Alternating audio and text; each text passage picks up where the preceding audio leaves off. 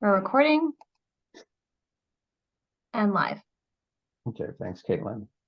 Okay, welcome everyone. We're gonna officially start the meeting in just a minute or so to give people, both attendees and panelists, just another minute or so to get on the Zoom call. And our note taker.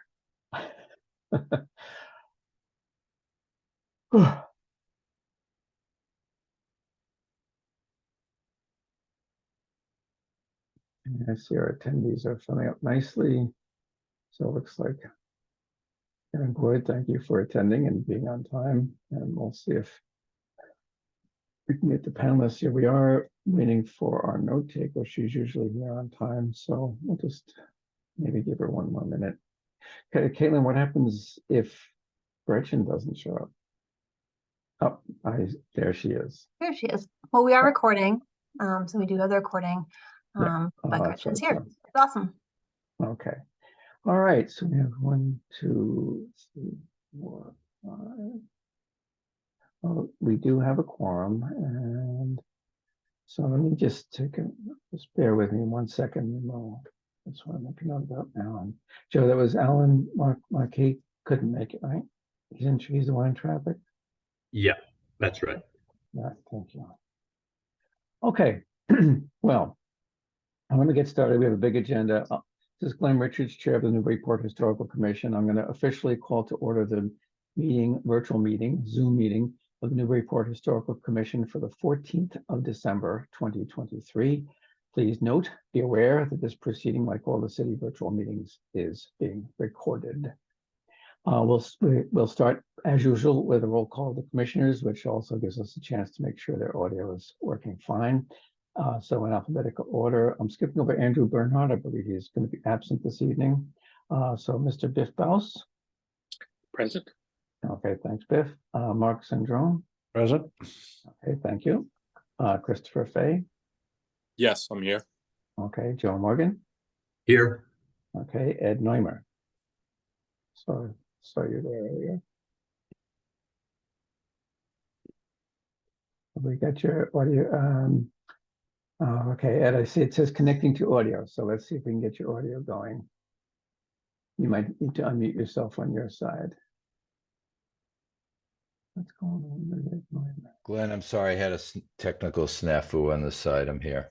Oh, yes, I hear you and see you. So, and you're in the list. So great. So you're here. All right, very good. Just so you guys know, Christopher Fay is on the fence as far as feeling well or not. So he may drop out, but regardless, we have 1, 2, 3, 4, 5. So whether he stays or not, we'll have a quorum so we can legally conduct business. Mr. Sartell is absent, Alan Marquis is absent, stuck in traffic, and Andrew Bernhardt is absent. Okay, running the meeting is Caitlin Sullivan, city planner, and Gretchen Joy is here taking minutes. Thank you, Gretchen. Most people are familiar with the Zoom format by now, but we probably will have public hearing sessions this evening. So I'll review instructions at that time. And I see Andy Port appears to have joined us too from the planning board, city planner. So he is going to be speaking later on. Okay, so we have 3, I believe, demolition delay applications. The first one is 20 Lafayette Street. I believe Mr. Ray Johnson is going to be kind of representing himself. He is the homeowner. So Ray, since let's see if you're there and we have your audio. Let's just check that. Okay, so Ray, can you just check to see if we can hear you? We have you unmuted on our end. You might need to unmute yourself on your end.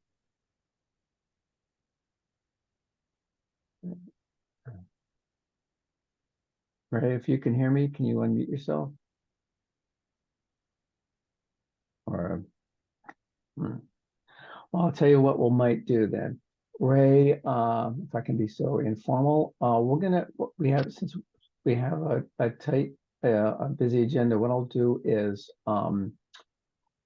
we'll go to the next demo delay hearing, which will be an opportunity for you to see how these are run since you don't have legal counsel, which is fine. You can do this all yourself, but this will give you a chance to see how these things go. So we'll skip to 11 Greenleaf Street. This is a case where the applicant is being represented by Lee Tillman and Acosta. I believe Mr. Ben Taylor is here to speak for them. So this is a case of wanting to construct a quote conforming addition. I assume conforming meaning conforming to setbacks, etc., and zoning rules at the rear of a one-family structure on the same footprint of the structure that appears to be greater than 100 years old. There's no Form B, but it is on the district data sheet says contributing. So brief recap on how this works. Mr. Taylor, I assume you're going to be speaking for this application? Yes, thank you, Chairman. Okay, I'll be presenting. okay. Sure. Yeah, okay. I'll turn over to you in a second. All right, so Ben will give us a review of where we start is to determine if the structure is historically significant and to be considered for preservation. Once that's determined, if that's determined to be in the negative, then that's the end of the story. If that's determined to be the case, then we'll have a demolition plan review where we review the demo and rebuild plans, and there'll be an opportunity for public comment, etc. Okay, sorry about that, Ben. I'll turn the floor over to you now to talk about this structure and things related to its historical significance. So take it away. Sure. Yeah, thank you for the introduction. Yeah, no problem at all. So just for your record, Ben Taylor, I'm an attorney at Mead, Tellerman and Costa, 30 Green Street in Newburyport. With me this evening is the designer on the project, Lee Dearborn of the Makers Guild in Salem. We're here tonight on behalf of the owners and applicants of the property, Noel Roycroft and Bob McCarty. They live there with their 3 children, and also Noel grew up nearby on 4 Dalton Street, which is actually a parcel that directly abuts it. So they're very familiar with the neighborhood, generally speaking. So if we just go to the next slide, please, Caitlin. So just give a brief historical overview. Actually, the chairman touched on a few of these already. So I believe it was constructed in or about 1880, according to the assessor records. The district data sheets list 1875, so roughly the same time period. It is listed as contributory, as the chair mentioned. However, there is no Form B. We'll go through the historic maps in a moment that show the structure. Also coming into focus will be a rear shed portion of a house that appears to not be original, but also appears to be over 75 years old. You'll see that it's not in great physical condition. And then this lastly, as we do, we did pull the more recent building permits, and it didn't show that any work was done more contemporaneously to the structure. So if we go to the next slide, please, Caitlin. So if we can zoom in on the circle on the sort of the far left bottom. Yeah, perfect. Thank you. So the structure is the third one down from Dalton Street. So again, this is the 1900 Sanborn map, and it does appear to show a portion of the structure. That bay window in the bottom right is still there in the present day. However, it doesn't appear that there's any addition to the rear of the structure. So if we go to the next slide, please. So yeah, here's the 1906 map. It appears to show the structure in full. It's in the red circle, and again, you can see now there does appear to be an addition to the back left of the structure, or I guess back right if you're looking at it from the street. And if we go to the next slide, please. Again, here's 1914, basically the same footprint shown for the structure. Next slide, please. And then if we could just zoom in on the red circle near the center. Yeah, perfect. So again, the footprint looks like it might be slightly different, however, mostly the same, and that closely resembles, if not is the same as the present day structure you might see in the site plan a little bit later. And also that rear addition is where in the present day that shed addition we'll talk about in a moment is located. Let's go to the next slide, please. So for context, here are some existing conditions photos of all the facades of the structure. Again, in that top left, you'll see that rear attached shed. It's very different than the rest of the structure, as well as just, you know, the other angles that show its side hall style. And we go to the next slide, please. So here's more views from the street. It's also interesting, the structure isn't exactly parallel. It's slightly askew from the street line and also the lot line. Again, it kind of has a narrower corridor on the right side of the lot. Whereas, as you'll see in a couple of photos down, it has a large left side yard and large rear yard. So we go to the next slide. So this is looking at it more head on. Again, you can see sort of the narrow view corridor of the right side of the property. Next slide, please. Yeah, so here's the left side. Again, it's a lot more space over there. Again, that's where they park their cars and have more room for their yard.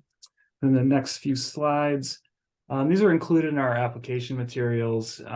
Lee, the designer, did an analysis of the rear shed and its condition, and it's not in great shape. Go to the next slide, please.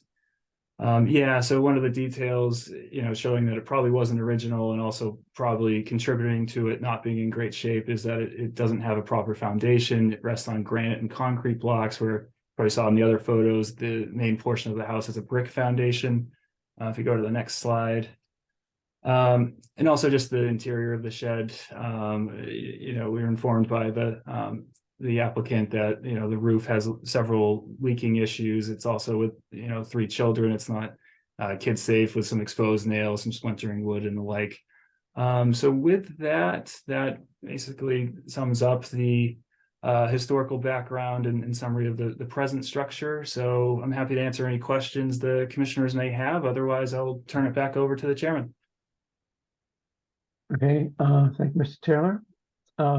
So any questions or clarifications asked for as far as for Mr. Taylor? Anyone have any?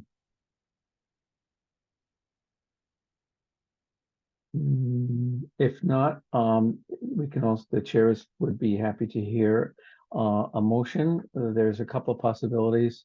We could, if the initial decision is whether it's kind of, as to refresh everyone's memory, it's that unusual three branched decision.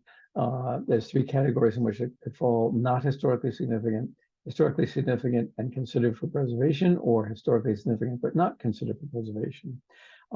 In the case, the only one of those that results in a further hearing is historically significant and considered for preservation. That's when we review the demo plans and so on. Usually historically significant but not considered for preservation is when something is so badly, a total demo case for something that's badly deteriorated and that kind of thing. Is anyone interested in making a motion? Either of the two. I'll make a Okay, motion. Okay, that's on Yes, Biff. this is which Biff. motion? I'll make a motion that 11 Greenleaf Street is historically significant and considered for preservation. Okay. I'll second the motion. Mark Sadron. Okay, thank you, Mark.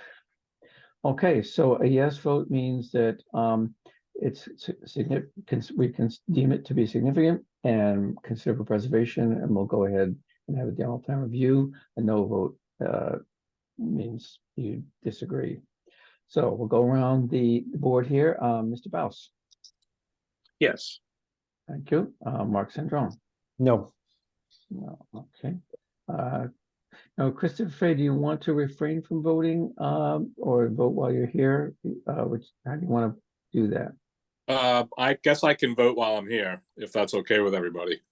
Yep. Okay. I'm a yes.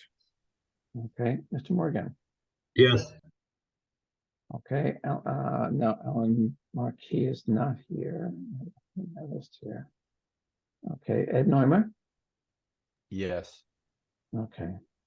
Did you need my vote tonight? Yes, we do, Ed. Thank you. Okay.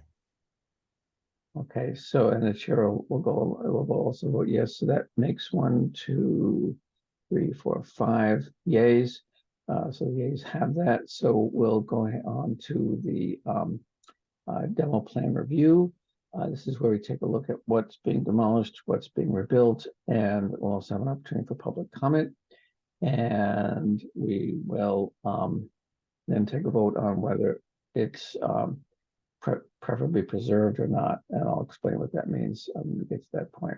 So Mr. Taylor, why don't I turn the floor back over to you? You can go over the demo plan and what changes you plan to make to the structure. Sure. So thanks, Mr. Chairman. So if we go to the next slide, I believe the designer Lee Dearborn is also on this meeting. So I will turn it over to him in a quick moment. But first, just to give a broad overview of the project. So here's the site plan. And the main reason, the reason we are here is a roofline change via removing a significant portion of the rear shed addition on the structure. You can see that in the dashed line, or excuse me, the sideways lines. That's the outline of the existing rear footprint. So they're removing the roof of that structure. However, they are, Lee will go over this in more detail in a moment, but they are maintaining the existing sidewalls. So the bold dashed lines, those are staying. So those are going to be reinforced. Proper foundation will be laid under them, and then the addition will be around and on top of those. So the proposed addition to the rear is the larger, square, if you will. It's adding about 118 square feet to the building footprint. Then also there's a minor change at the front. You can see with the it's a square. So there's an existing front porch you probably saw in the existing photograph. So a portion of that's going to be enclosed. And then finally the lighter brown square on the left and on the rear left corner, that's going to be a covered porch. It's not going to be enclosed at all, but as you'll see in the plans in a moment, it'll allow them to have a much better means of egress to their rear and side yard, as opposed to the shed that's currently there. That's really their only entryway to their back and side yard, where the other two entries are at the front of the property. So with that, I'm happy to turn it over to Lee Dearborn if Lee is on. Yes, I'm here. All right, great. Thank you, Lee. Yep. Good evening, everyone. And for the record, my name is Lee Dearborn. I am a designer and builder for the company, the Makers Guild. And I've been working with Bob and Noel over the past several months to help design an addition and do some interior remodeling of their existing home to help them accommodate their family of 5.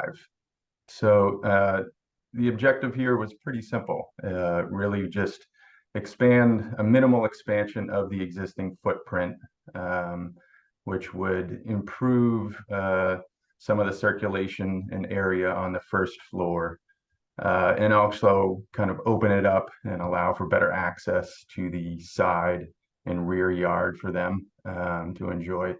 And additionally, get a little more natural light into the space as well. And on the second level, the objective there was to gain an extra bedroom so that they could accommodate the entire family, so that they could each have their own bedroom. So moving along to the next slide. These elevations show the bottom are the existing elevations, and then the top drawings are the proposed. So in looking at the front elevation in drawing 1, that is the existing front elevation, and directly above it is the proposed front elevation. So here there is a minor change, and that is a new entry door to the far right in the covered porch. And this is correct. And this is the area where we propose to do a small infill addition in that enclosed porch. That door wall aligns directly with the wall above, actually. In its existing state, that wall in drawing 1 with the window on it is back about 6 feet or so. So minimal change to the front elevation. On the left side elevation, the south elevation, this is the more prominent side elevation where they have access to the side yard and the driveway. What we propose to do here is a small addition with a covered porch.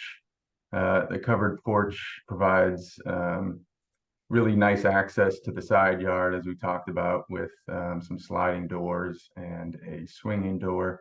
And then on the second level, this addition above is for the master suite. And just to add to this, the intention with this is to really kind of create an addition, a design that really doesn't compete with the existing house at all, and kind of is to maintain some of the historical integrity of the building and really to complement the existing building as best we could. And the next Quick question, if I could, Mr. Dearborn. Sure. On one of the plans, it said something like optional front entryway. yes. It makes me a little nervous to have something that's not specified whether it's going to happen or not, and especially with the front entryway. This, as you are well aware, this style has the brackets, and there's a Right. particular vernacular style to this type of this period house. Mhm. So could you tell us definitively what the plan is for that front entrance? Yes, that the objective is to rebuild the front staircase. So we wouldn't touch any of that covered entry with the brackets. That would all remain. We just wanted to rebuild the staircase as it stands. Has 3 steps that go up, and there's not a proper landing above, and there are storm doors on that front door. So it kind of makes for a really awkward entrance if you try and swing that door out on a small landing. So our proposal there, and thank you for bringing it up, is to just build out a proper landing that's 3 feet deep and just rebuild the stairs with proper railings. Okay. All right. So it sounds like stylistically very, very little change as far as the appearance of the entrance. Correct. Yeah. Okay. Thank you. You're welcome. And next slide. So first, looking at the rear elevation, we see the existing is the shed structure with the clad with shingles, and in the upper elevation, the proposed elevation, you see that what we're proposing is an addition with a flat roof. We wanted to preserve those rear windows on the 3rd level for several reasons: natural light, and views out to the rear yard from the 3rd level. On the left side elevation, in this case, we keep sort of the facade on the 1st level intact.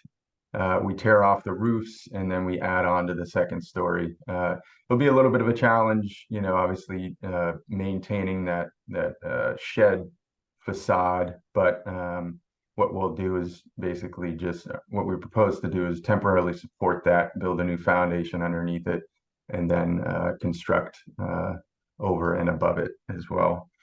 And you'll see that in the proposed elevation, how on the covered porch area, we've extended that wall forward. This is again to achieve a small airlocked mudroom for the family to use. Currently, the front door doesn't really provide much space. And when we get the opportunity to install an airlocked mudroom that doesn't allow that cold rush of air in the house, we'd like to try and do that. So that is it for the elevations. Moving on to the next sheet. These are some perspective views. So the bottom image, that would be standing in that side yard, looking at the building. And then the image above in drawing number 2 would be standing in that kind of really narrow side yard, just showing the extent of that proposed addition.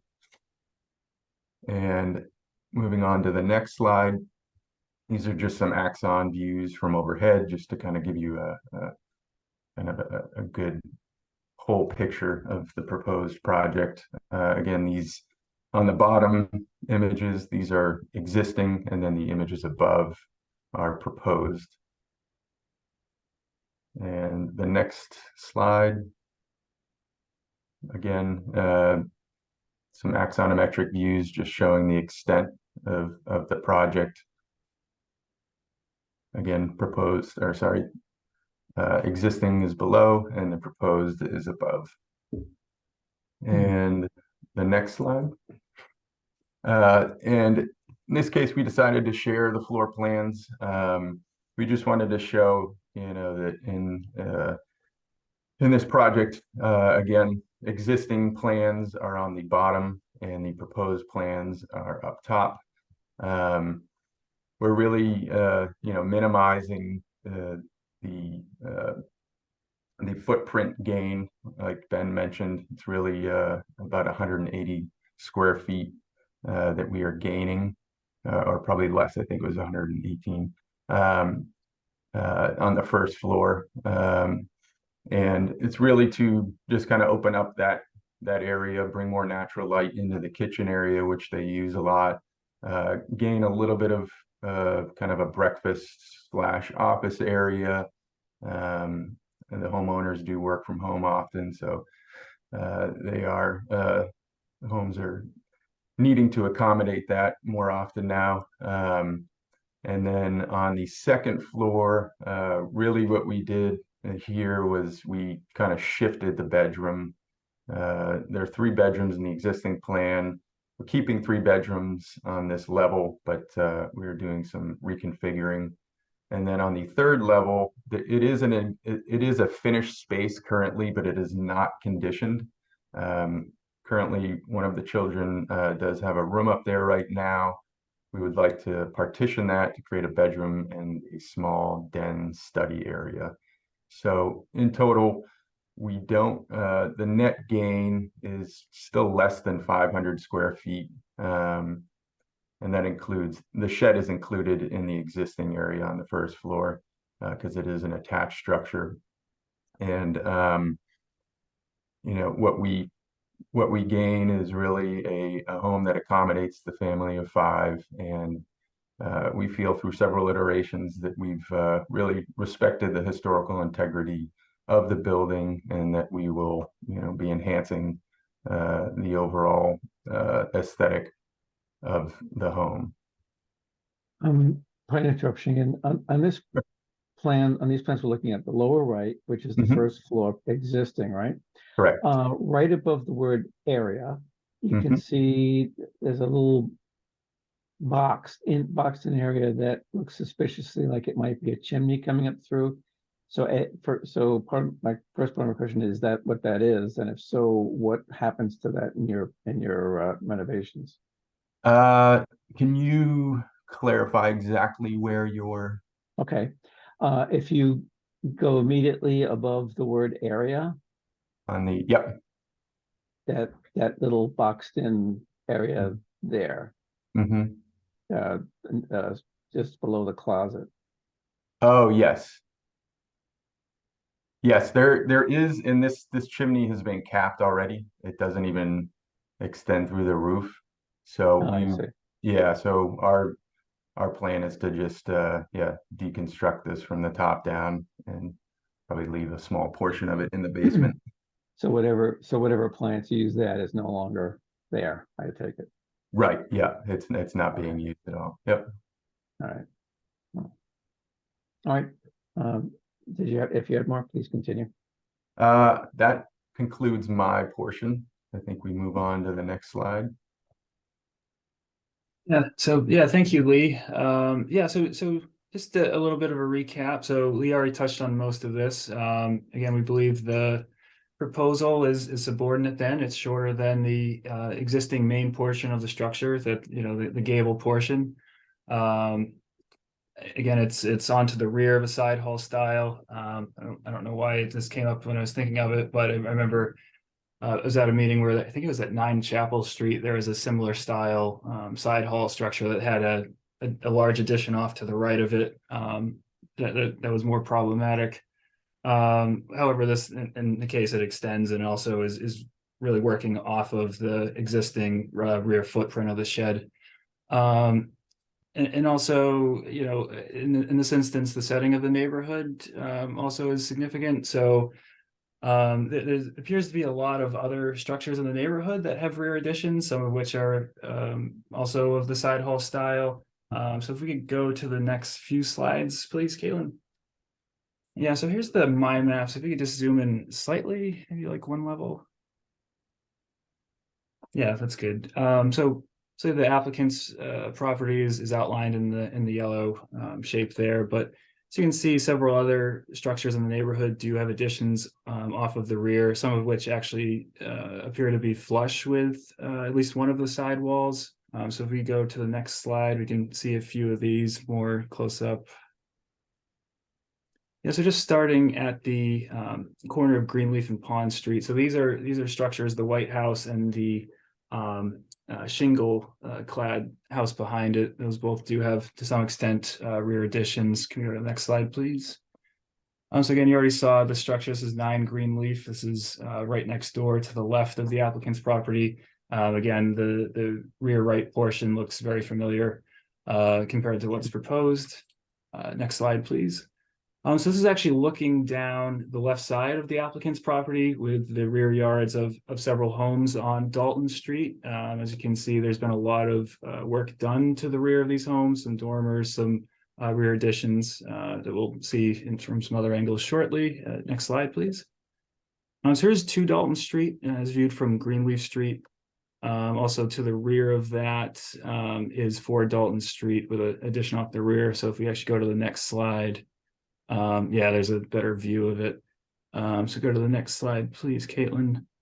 So yeah, it's going down Dalton Street again. There's some familiar details here. So there's 8 to 12 Dalton Street again. You can see a rear addition off of the back. Next slide, please. 16 Dalton, again, a similar type of thing going on there. Next slide, please. 18 to 20 Dalton Street again. You can see a rear addition shorter than the main portion, also a side entry. Next slide, please. This is just looking back where we came from Hill Street, you know, walking around the block, just a different, you know, view of some of these rear features. Next slide, please. And then coming around on the Pond Street, this is still, you know, viewed from Hill Street, but again, more rear features added on to structures. Next slide, please. Then I hate to interrupt you, but I think we'd be hard pressed to find an old house in Newburyport that didn't have an addition on the rear. Okay. So I Okay. think we get your point.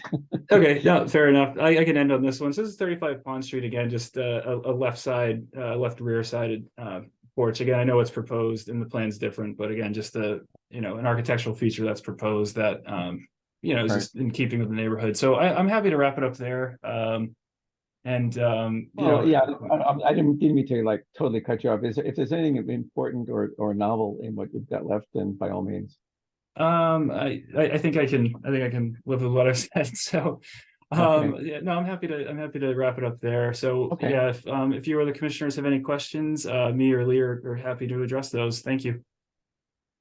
Okay. And the architect, was it Lee Dearborn, didn't address. We usually will include, you say what the cladding and window treatments are going to be in what they are in the proposed additions and how that compares to what's existing. Any quick description, excuse me, of that? Yes, for the siding, we would match existing with clapboard siding. Okay. For the window trim, we would also match the existing window trim and door trim detailing. We would also propose to match the eave and frieze details. Same with the corner boards, And the posts or columns on the rear porch addition, we would also propose to match what is on the front side entry porch, which is a slightly chamfered column. Right. Okay. And these renderings show 1/1 windows. Is that just an artifact of the illustration, or is that in fact what's there? That is in fact what's there, Okay. and you can see that in images. So we're going to match the 1/1 windows Okay. that are on the main house. Okay, thank you very much. So panel, what we'll do is we'll have if you have any clarifying questions, you can ask those now. And then we'll have a public comment period, and then we'll have any of our deliberation or discussion and a vote. So any clarification required, anyone in the commission? Not really seeing any. Okay. In that case, we'll go directly to Actually, Glenn. Oh, yep, sorry. Sorry, Yep. I'm sorry, I had my hand up. But I didn't. Oh, I'm sorry. I So- didn't see that. Sorry. Biff, go ahead. Yeah, just a couple questions. The new proposed roof, it looks like that's completely flat, or does that have a pitch going off to the side of it? It's not quite clear. And then just the windows, are all the windows in the house being replaced? And just curious if they're going to be a change of color of frame or anything from the existing. So the rear addition, it will be a flat roof, minimal pitch, which is about 1/4 inch per foot. So nothing that you would really notice, from elevation view or perspective view. And Is that just leaning off slightly to the right of the building if we're looking from at the front perspective? I would actually do sort of a kind of little bit of a hip. So I Okay. would probably run a center line down it and then pitch it to the back and the two sides. Would be Okay, the best got way it. to do that. Yeah. It just looked in the renderings. It was hard to tell. It looked like it was completely flat. So I was just curious. And then Yeah. and then just I had the other question about the windows and the window Mhm. frame color. Yeah, so the window frame, the windows in the existing house will remain. They are in reasonable condition, and they are currently white, so we will match those windows. The new windows will match those. Yeah, great. I'm assuming those aren't. They don't look like they're original to the original construction, anyways, right? No, they aren't. No, the windows that Okay. are on the main house were, at some point, hard to tell exactly, but they're probably 10 or 15 years old. Got it. All right. Thank you so much. You're welcome. Okay, thanks, Biff. Sorry, I didn't see you there. Okay, so what happens next is a public comment period, during which, if you're a member of the public attending this meeting and wish to comment on this, with the focus, of course, this being the Historical Commission on historical values, are what we're looking at here or concerned with is whether or not these changes that have been proposed will detract from the historical values of this structure or its environment. So I'll officially open that and we'll allow public comment. If you want to make a comment, use the Zoom controls to quote, raise your hand. That's what Biff did a minute ago. And then when you hear yourself recognized, you need to unmute yourself on your end. If you're using a telephone, *9 raises or lowers your hand, *6 mutes and unmutes you.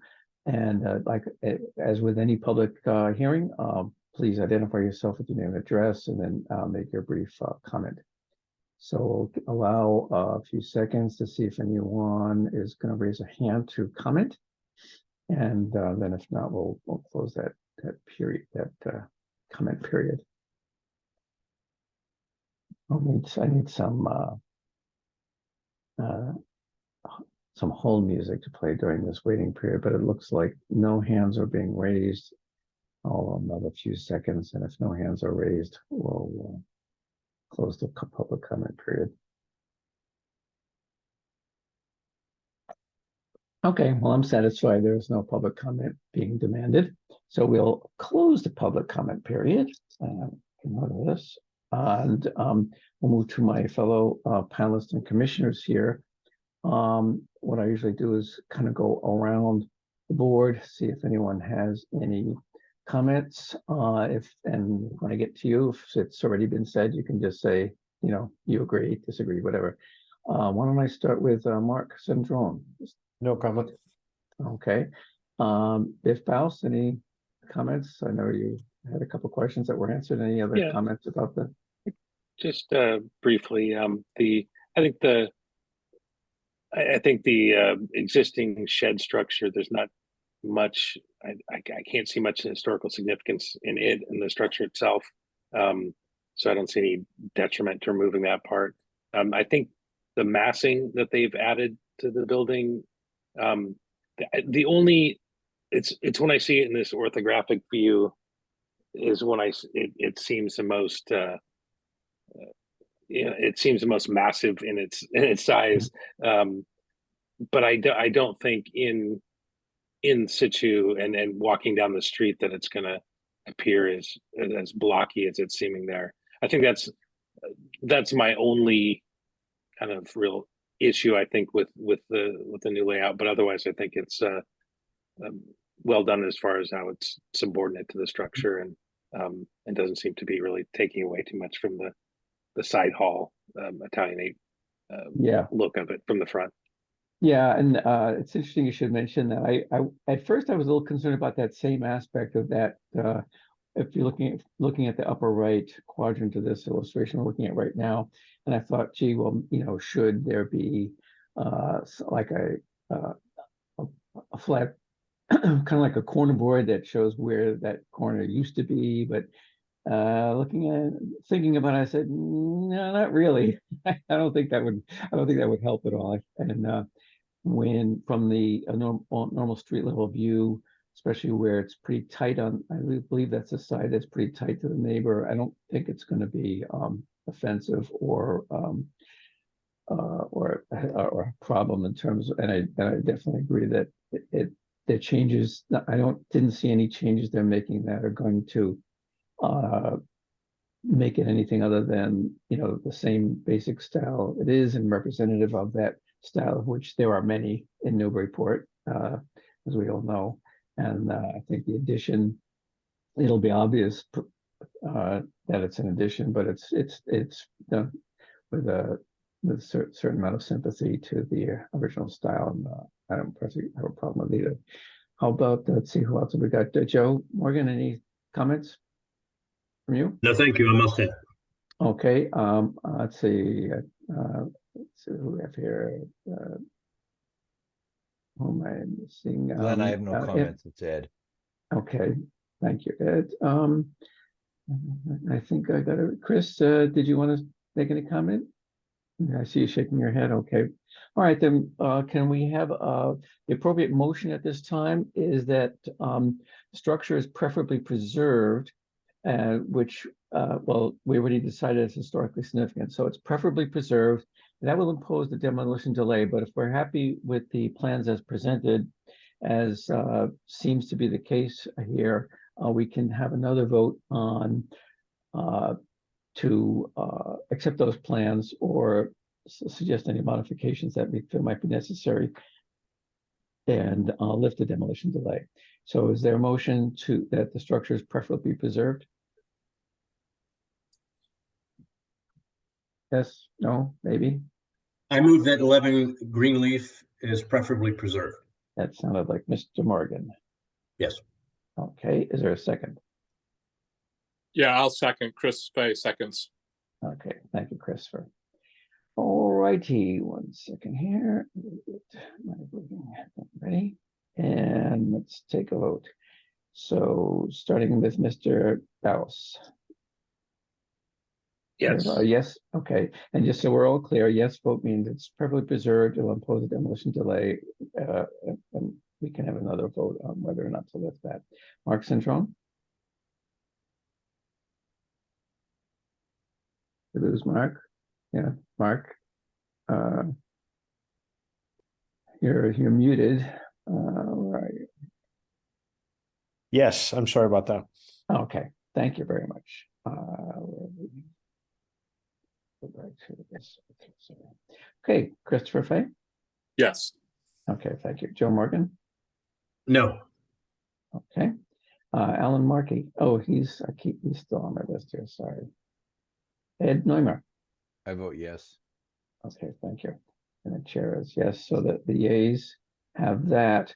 I don't think we kind of discussed the plans. I didn't hear too much controversy. Would someone like to make a motion to accept the plans, or is there someone that feels that there's some modification that should be made to the plans before voting to accept them? I'll make the motion to accept the plans as is. Mark Sandron. Okay, thank you, Mark. Is there a second for I'll that? second that. This is Biff. Okay, thank you, Biff. Okay, so bear with me a sec. Oops, what happened? Bear with me a second here. Okay, speaking of Biff, what's your vote on that, Biff? Yes. Okay, Mark Centron. Yes. Okay, Christopher Fay. Yes. Thank you. Joe Morgan. Yes.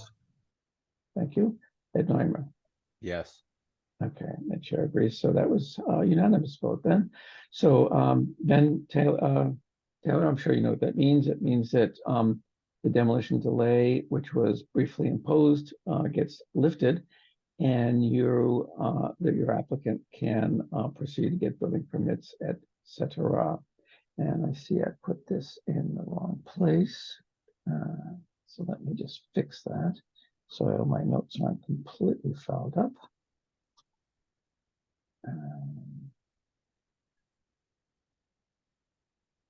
Just give me a moment here to collect myself, and I'll proceed with the next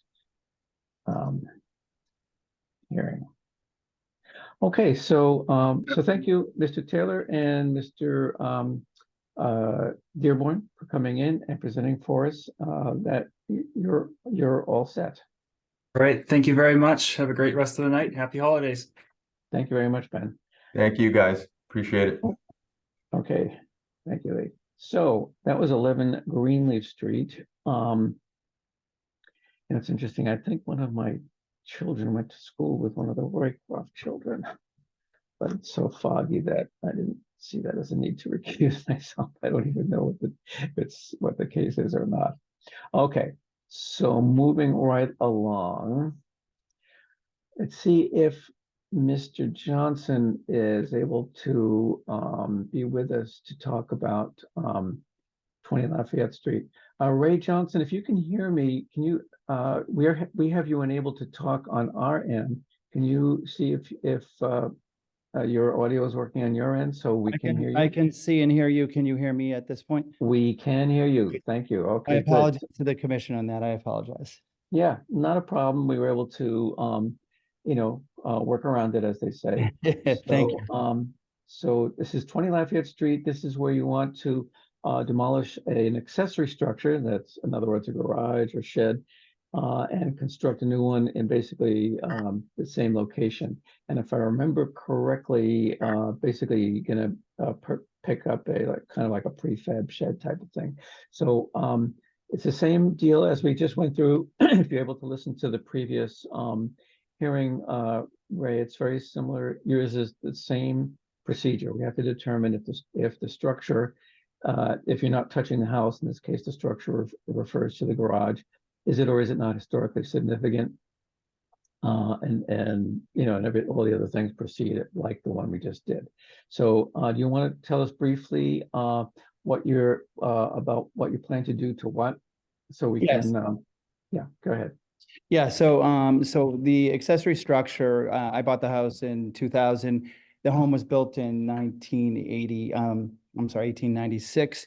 There's I'm not sure exactly when the structure was built, but it's in pretty bad repair at this point, disrepair. And I would like to replace it with a proposed prefabricated shed that would be actually a bit smaller in size. Today I guess we're to determine whether it adds any historical significance. And again, I can't say when it was built, but it's not it's in pretty rough shape. I'm worried about the structure, the structure of this, the structure becoming unsafe, and it just needs to be replaced. It's not very visually appealing. It's sinking in a little bit in some spots, and that's why I'm looking to do this. So if you go to the map, I don't know the date on the map. It shows it though. It's the small structure to the right. It's currently a 12 by 20. I use it as a shed, as I really can't fit a vehicle in it. I also use it to house pool equipment for my pool. I would just continue to use the proposed structure as a shed as well. What year is this map we're looking at? Does anyone know? This is a 1924 map. 24, okay, thanks. That was Caitlin Sullivan. Okay, so Okay. Looks like you're right near, yeah, just opposite Vanna Jake's Hospital there. yeah, right. Okay, so is this showing us so when, just so we're clear, we're not touching the main structure, we're just talking about this garage. We're not touching the main structure. You'll see on the first picture to the top left, there is a gate that's attached to the home, from the home to the garage. And that's for safety, because I do have a pool. So I would like to keep some kind of gate. If I can't do that, I would do something different. Okay. Okay. And you'll see also there's the back, to the right of that is the back end of the shed. It's got a little bit of a bump out that makes it 20 feet. And the lower left is an angle from the street, from the neighbor's driveway. And by the way, the structure currently sits on the property line or a little over. And the proposed structure would bring it back, I believe 1.3 feet from the neighbor's property line, which I'm sure he would appreciate that. The next photo at the bottom right shows the interior. It's just bare wood. It's a bare bone structure. There's a couple of racks up top that came with the home. I put very light materials up there. And I did replace the garage door on it when I moved in 24 years ago. But again, the structure would look similar. The new proposed structure would look very similar. Again, just a bit smaller. It would be a 10 by 20 as opposed to a 12 by 20. And the height on it is currently 10 by 6. And with the grading and demolition, there is a concrete floor in there as well. That's all broken up. I would have that all removed, graded, and make sure that the structure would be no higher than 10'6". I'd try to keep it at 10'6". And the exterior of the proposed, well, I think I'm going a little ahead of you, but yeah, we can pause here for that. What was slide 7, Caitlin? Is that like a plot plan or what is that? Oh, okay. Yeah, if you can zoom in just a bit. So this shows us, okay, so the blue there with the cross hatching, that's the main dwelling. So that's not being affected at all, other than, like you said, we understand what you said about the gate. And there you can see the garage in the dashed lines, looks like the existing one where it's kind of on or just over the line there. And the sort of pinky purpley part is the proposed shed. I have that right? correct. Okay. All right. So I think we have enough information to consider whether this structure, by which I mean I'll call it either garage or shed, that the accessory structure is historically significant or not. Does anyone have any questions or clarification from Mr. Johnson or Johnston, sorry, before we make that motion and take that vote? If not, I'm willing to hear a motion as to the historical significance of this particular structure. This is Joe Morgan. I'll move that 20 Lafayette is historically significant and considered for preservation. Oh, okay. You don't want to just do the straightforward, whether it's historically significant first? No. I'll second the motion. Mark Sandron. Okay, that's fine. We can do it this way. So the motion is it's historically significant and considered for preservation. Make a note here, get this all straight. So a yes vote means that we proceed as with the prior one on Greenleaf Street. A no motion means it's not considered historically significant. they can proceed with this swap. So I'll go around the horn here. Biff Baus, what's your vote on this one? No. Okay, Mark Syndrome, No. thank you. Chris Fay, No. thank you. Mr. Morgan, No. okay. I'm hearing a pattern here. Ed Mark, I still got Alan McKee on that side. Ed Neumer, No. okay, thank you, Ed. And the chair can do little else but agree with my overwhelming board here. I think that's the right decision anyway. So, so Mr. Johnston, what this means is that we have deemed that this particular structure, even though it should, you're doing the right thing by bringing it forward to consider whether it might be significant given its age. But I think the board is satisfied that the loss of this particular structure isn't going to have any deleterious effect on the historical nature of either your property or the neighbors, and you can proceed with your proposed. You'll be able to get a permit for your demo, so you can replace it. All right. Great, thank you. Thank you very Hey, much. thanks for coming in. Thanks for your time. Thank you very much. All righty. Next, yet another demo delay hearing. I think the 3 of 3. This one is 376 High Street. Interesting property. We've probably all seen it as we cruise up. It's near where High Street takes that bend, turns into Story Avenue, or at least not far from there. We have Renee Bordeaux is, I'm not sure if she's speaking on behalf of the applicant, or is the applicant, and Scott Brown. We know Scott Brown as an architect who has appeared before us on many occasions. So what they plan to do is construct a 2-story addition at the quote-unquote rear of the existing historic structure. So I'll let them go into that. We'll start by taking a look at the historic, whether or not this main structure is historic or not, and so forth, and whether it deserves protection. And then we'll get into exactly what the plans are. The reference to rear being in quotations, as you'll see as we go through these views and plot plans and so forth. The front entrance of the house is on, what is that, Plummer Street, I believe? Upland Road? Upland Road, thank you. Was that Renee? Yes. Okay, thank you. Are you the applicant or are you an attorney, Renee? I'm the homeowner. Oh, you are, okay. Yep. Okay, so even though this is a legal hearing, sometimes I slip into the relative informality of using people's first names. I hope that's okay. That's fine.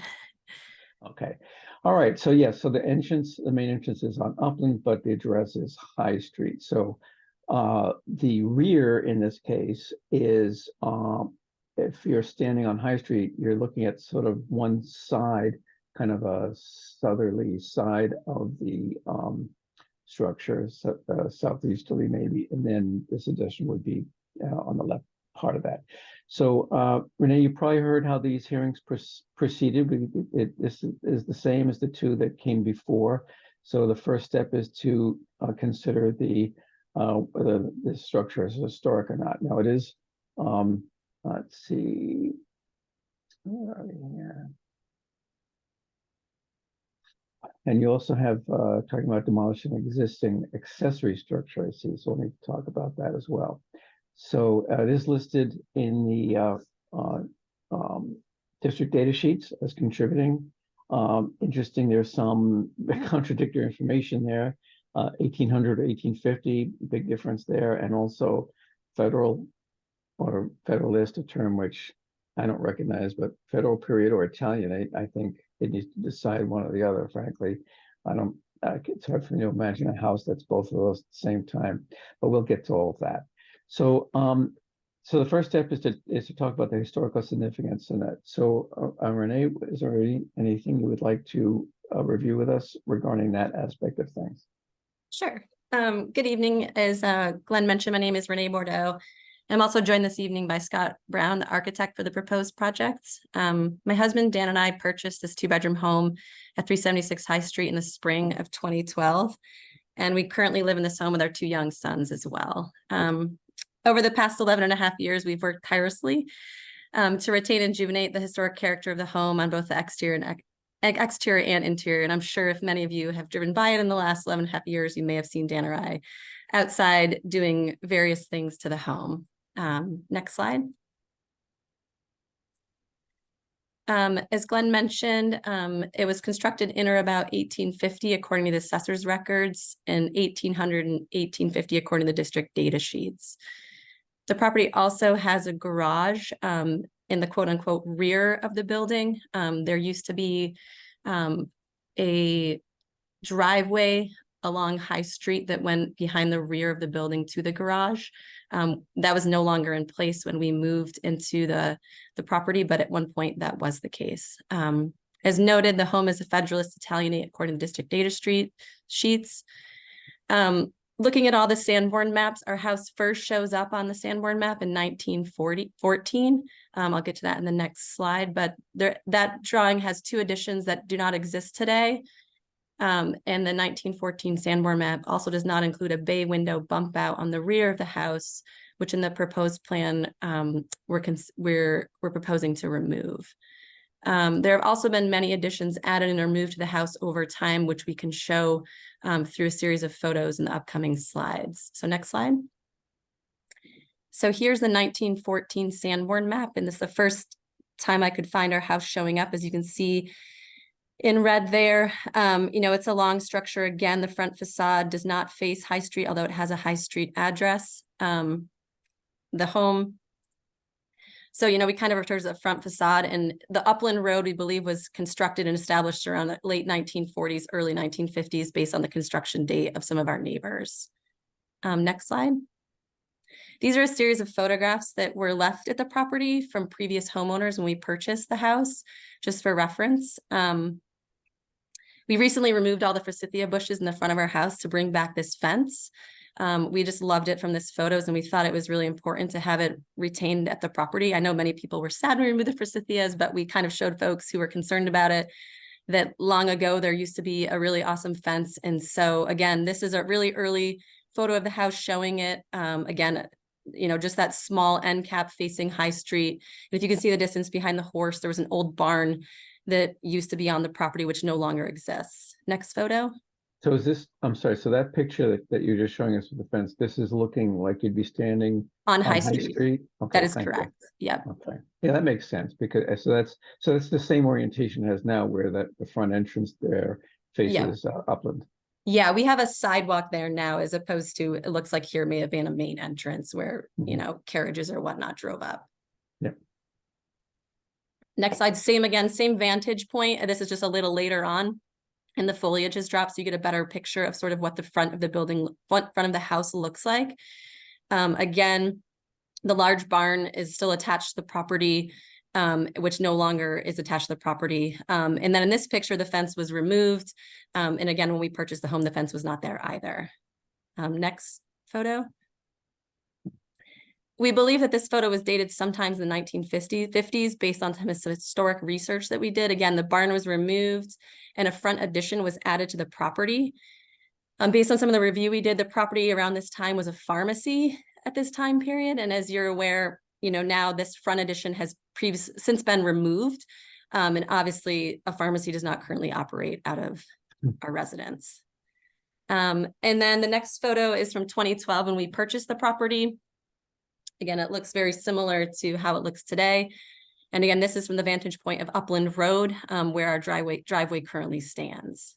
You can see in these photos, there was triple track windows. None of the windows look very historical. And, when we bought the home, we were really excited to kind of potentially bring it back to what it looked like in some of those early photos that we found in the house. And so the next couple of photos just show different elevations of the home. The next one is the front elevation, the east facing elevation. Again, if you're standing on Upland Road, this is kind of the center of our property. This is what the front of the home looks like on Upland Road. Looks like do I see some of that fence on the left side of that picture? It looks like that's correct. Yeah. Yeah. Okay. Yeah. And the next photo again is standing on the sidewalk on High Street. So again, the end cap of the house. I think you've got some underfed trick-or-treaters trying to get in the house here. The next photo is standing on the opposite side of the home, looking towards High Street.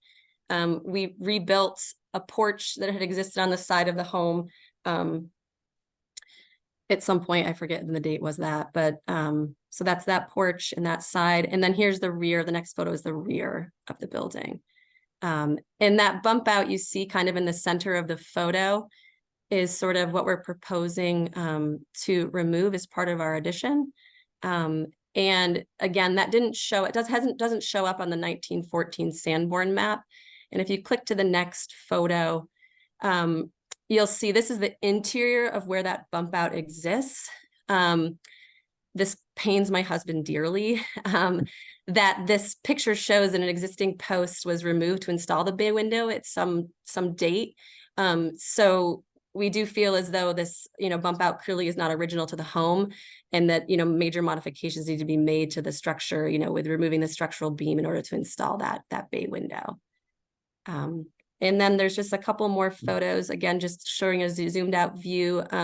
This is with foliage. This is kind of looking as if you're walking. This is the back side, the rear side of our property line if you're walking down High Street. So with foliage and stuff, you can't really even see the rear of our property until you get up closer. The next photo is just a little bit closer on that same vantage point. Again, you start to see our house, and there's the fence I previously referred to. And again, here's one looking a little bit down, looking back at our home, again, along High Street. And that's all I have. Okay, Caitlin, could you pop back to 12 for a second?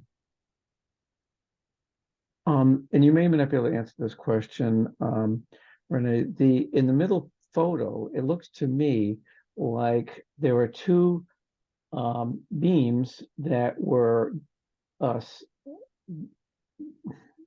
were cut away to have to fit into another beam coming at the right angle. You can see one on the right side there, and typically there would be something supporting it at that point, because obviously, it's a kind of a tongue and groove type of construction, which is fine.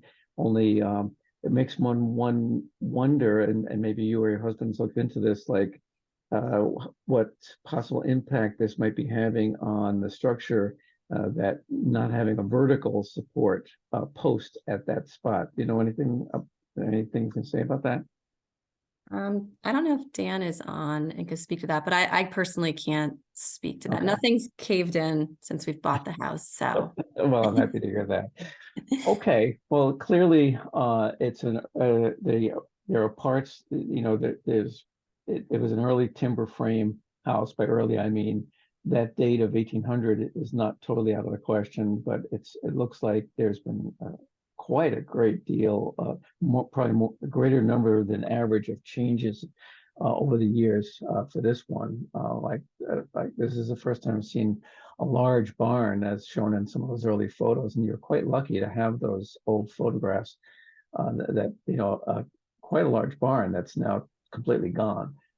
So anyway, any clarification questions for the applicant here, Ms. Bordeaux? Okay. Well, there's two possible motions here. One, if we want to do a two decision thing, we can first vote if it's historically significant or not, or we can combine it with historically significant and considered for preservation, like we did on the last one. So if someone feels moved to make one of those motions, we can proceed. I don't all jump up at once. Okay, I'll make a motion that 376 High Street is historically significant and considered for preservation. Okay, and that sounded like Mr. Baus, correct? Correct. This is Beth. Yes. Okay, thanks, Beth. Okay, is there a second for that motion? I'll second the motion. I think that was Mark Mark. Sendron. Okay, thanks, Mark. Okay, so the motion on the floor is it's historically significant and considered for preservation. So a yes vote means that you agree, and we proceed with the kind of review we had for the one on Greenleaf Street. And no vote means you disagree. So in alphabetical order again, Biff Faust, your vote on that? Yes. Thank you. Mark Syndrome. Yes. Thank you. Chris Fay, are you still with us? Yes, I'm a yes. Okay, thank you. Got that. Yes. Joe Morgan. Yes. Thank you very much. Ed Neumer. Yes. Thank you, Ed. And the chair agrees. So, okay, so where this brings us, Renee, is we'll have a demolition, what's called a demolition plan review. This is where you explain to us what it is you're going to do, and how and what you're going to build in its place. So it's both demolition and rebuild review of those plans, and then we'll have a public comment period as legally required. So why don't I turn the floor back over to you? And if I noticed you said you had your architect, Mr. Brown, with you. So if he's also enabled to, his audio is also enabled, and so you can address. Well, good evening, everyone. It's Scott Brown, the architect for the project. Can we go to the next slide, please? Sure. Thank you. So we've been working on this project for over a year, and it really started out as a pool house project, meaning pool house in terms of a detached structure. We designed it, we had it priced out, and it was so exorbitantly expensive. We decided to pivot and design an addition to the house, which combined what we were trying to accomplish with the pool house, and at the same time addressing some of the flaws and family needs relative to the house.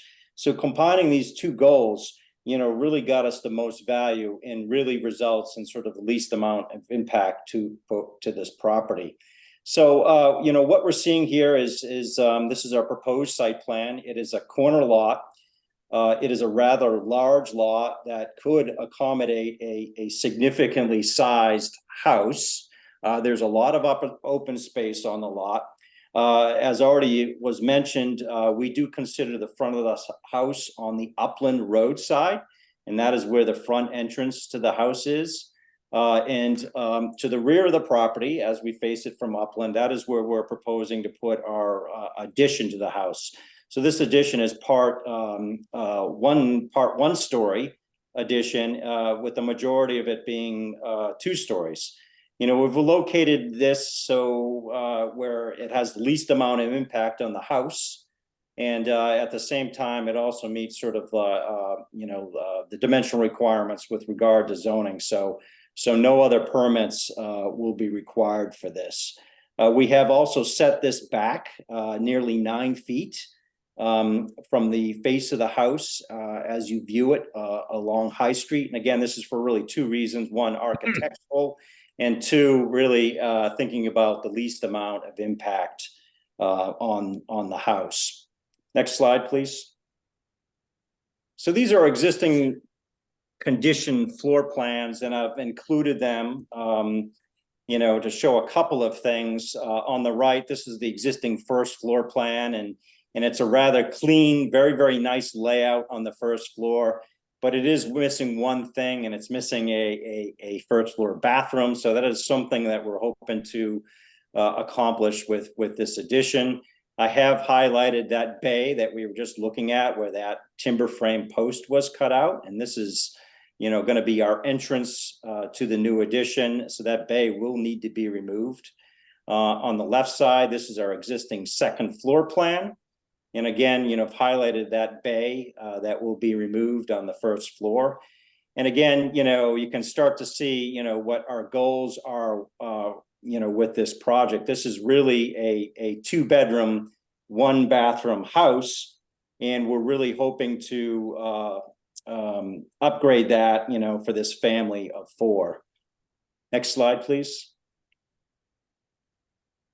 So these are the existing photographs of the house. There's really sort of no new information here that you haven't already seen with some of the earlier slides.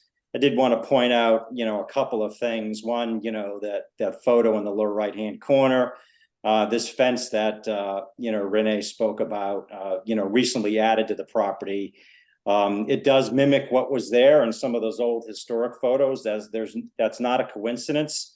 And I really think that this has been a great addition to this property. And in the upper right-hand corner, this is again another photo of the back of the house.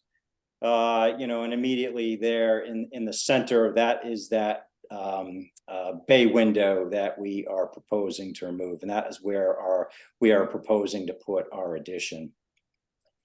Next slide, please. So some neighborhood context photos, starting in the upper left-hand corner and going clockwise. So this is like upper left-hand corner. This is 384 High Street. It's a house that I did some work on about 10 years ago. And if my memory serves me correctly, this is a Sears kit house. And, really, really nice house. And then the next slide over from that, this is immediately opposite the Bordeaux's. This is on the corner of Upland and Upland and High. This is 372 High Street. This is listed as being built in 1850. It is a duplex. I think a lot of that stuff we're seeing in this photo in front of us are obviously later additions and probably what constitute the second unit of this house. So unfortunately, we don't have a picture of the front of this house, but in looking at it today, one of the quirky sort of small details that I noticed, and which is very unique, is this house has some very, very small, corner boards, which are almost Victorian-like and kind of inconsistent with the style of the house, because it really is sort of like kind of a center entrance colonial, for lack of a better description. But it's a really interesting detail, and I think it really works well. And I'm to sorry, the right, Scott, are you talking in that comment about the corner boards? You're talking about the subject property or this one three? no, I'm just going through like picture? 372 High Street, Okay. photo number 3. It's just, I mean, if there's anybody on the call that's into sort of details like I am, Okay. it's really worth looking at. They're really tight corner boards, and it's very unique. And and immediately to the right of that, the photo labeled the photo number 2, 349 High Street. This is a house that's listed as built in 1742, which I think, makes it, kind of the oldest house, in this neighborhood. And I think it's the oldest by far. And, this is a house where I think the owners have done a really excellent job of, restoring this and maintaining it. And, I've long admired their efforts. And it's a house that really catches my eye, every time I go down High Street. And finally, the last 2 photos here, photos number 4 and 5, 12 Upland being the immediate abutter. Both of these houses are, obviously, ranch style houses built in the 1950s. Next slide, please. So the next 4 slides follow a format that by now you folks are very, very familiar with. On all 4 of these slides, we have the existing conditions, on the top, and on the bottom we have the proposed elevations. So this is what we're considering the front of the house as you would see it from Upland, and we are not proposing any changes to this facade. Next slide, please. So going counterclockwise, this is the right side of the house, also the north elevation. And immediately in the foreground here, this is what I think is some later additions to the house. This had to have been done had to have been added to the house some point after that barn was removed. And in the lower left-hand corner, this is the porch addition that Renee was speaking about, that they've added sometime since they've owned the house. And on the bottom, our proposed elevation immediately to the right there, way in the background, it's set pretty far back from this side of the house is our addition. And you can begin to see sort of like this 1-story kind of conservatory type, conservatory like single story addition, which is sort of an L shape that kind of grabs this corner. And it's really intended to sort of look like a later intervention to the house. And beyond that, it's our 2-story addition. Next slide, please. So this is the rear of the house, also the west elevation on the bottom, the bottom drawing. You can see right in the center, that's the sort of like conservatory like feature that we're adding to the project. Beyond that is the 2-story structure. On the drawing on the top, again, we're highlighting the bay that we're proposing to remove. And that heavy red outline really represents the area of this addition that's actually touching the house. And to the discerning eye, it's a little bit of a different footprint, or a little bit of a different shape than what we're seeing below in the below drawing. And that is because this addition has some sort of jigs and jogs to it. So when it actually touches the house, it is actually smaller in size and has a different shape, asymmetrical roof line. Next slide, please. And finally, just coming full circle, this is as you would view the house from High Street. Addition off to the left side. We have introduced a jog in the middle to break up the length of it, and to also introduce sort of a different type of roof. We're proposing a hip roof on this, a little bit of a departure from what is there now, trying to sort of separate it from the existing house. Other than that, like a lot of the other details that we're proposing to put on this are mimicking what is there now, hoping to match the eave lines, the window styles, the window trim details, also the corner boards. And then again, in the lower left-hand corner, set way back, that's our conservatory-like piece that's sort of grabbing the corner. The one thing that the discerning eye might note in these drawings, on the top elevation, I noticed this at the 11th hour today and looking at it. This is actually an older, incorrect drawing of the existing conditions. Those 4 windows that are there are actually 12/6 right now, so a reverse cottage style. So what we're showing in the bottom drawing is truly representative of what is there now, and we are not proposing to sort of change the style of those. And also the shutters are there as well, and we're proposing to keep them as well. So I think you meant 12/8. Yes, 12/8. Yes, right. Yeah, and they're what I would consider kind of a reverse cottage style window. Right. And so just to close out, sort of in terms of details, like I mentioned, trying to plan is to sort of mimic the existing eave details. We're putting in aluminum clad wood double hung windows. This conservatory piece may have casement and or that could be awning windows. We're undecided upon that. The sidewall clapboard is going to be red cedar clapboard, exposure to match existing, and again, really for the most part, trying to sort of match what is there now. And so with that, providing that there is no public comment, we'd be happy to answer any questions. Thank you. Yeah, Scott, I did before you go, speaking of fenestration, the 2 first floor windows in your proposed addition seem taller than other windows. Is that my imagination, or is that the case? No, that is true. Those are 9/9 windows, and we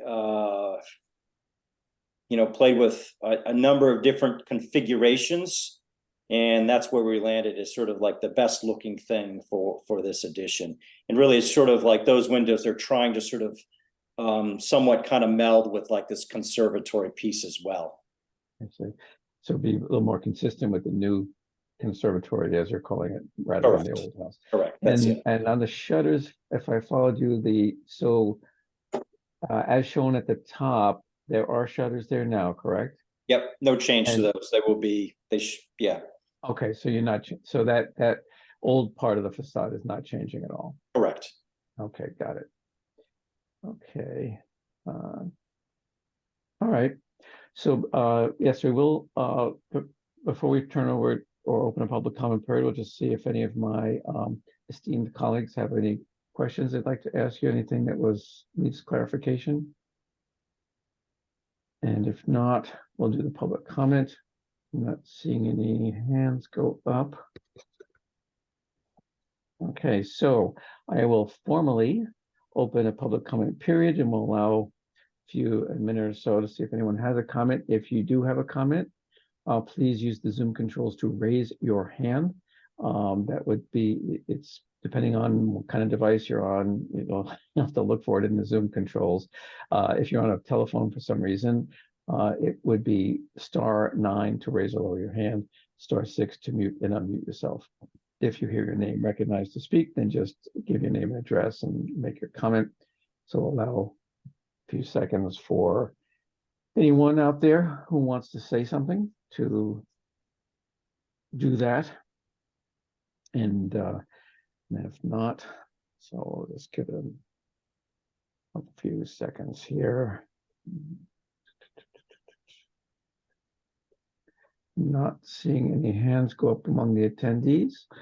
I guess this isn't a highly controversial thing here. So I'll make a note that there was no public comment.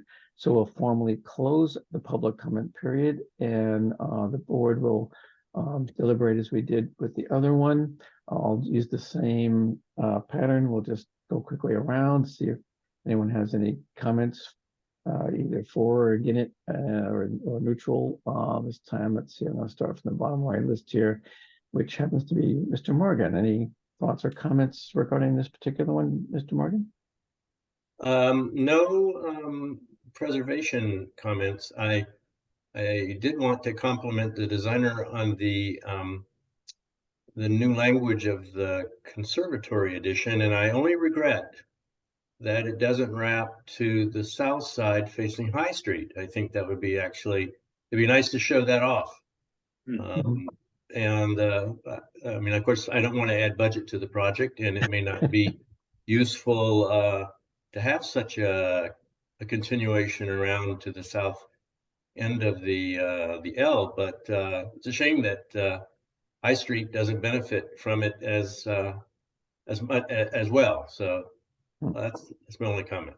Thank you. Yeah, it's interesting. You should call that out, Joe, because I also thought that although it's always it's a fine line, when you're building an addition and you've got a historic property, how close, it's supposed to be the wording and the guidelines of that should be compatible and use similar materials and so on, but yet it should be recognizable as a later addition and so on. And in the case of that, in that conservatory so-called area in particular, it has that, I think it meets those criteria nicely where, it's compatible materials and kind of feel, but yet it's clearly a newer style addition. Absolutely. I think the language, it includes the historical scale of the windows with the Munton cadence, but and likewise the trim, but it also adds some of the panels below. It adds a little element that creates sort of a post and beam kind of expression, which is totally compatible, I think, with the bones of the structure. So yeah, I agree. All right, well, Scott, I think you can consider yourself complimented. How about Mr. Neumer? Any thoughts from you? No, I don't have anything to add. Okay, Mark Syndrome. I share Joe Morgan's comments insofar as it does look a bit asymmetrical. It is sort of well integrated, but it would be nicer if it might be more in keeping with the symmetry of the building. That's my only comment. Okay. And speaking of symmetry, I'm not sure which slide it was. We don't really need to go back to it, but if you look at the front of this house, and Scott, see if you agree or disagree, but I'd be willing to lay money that the originally built house ended just to the right of that bay. And it was probably, a typical 5-bay Yep. style.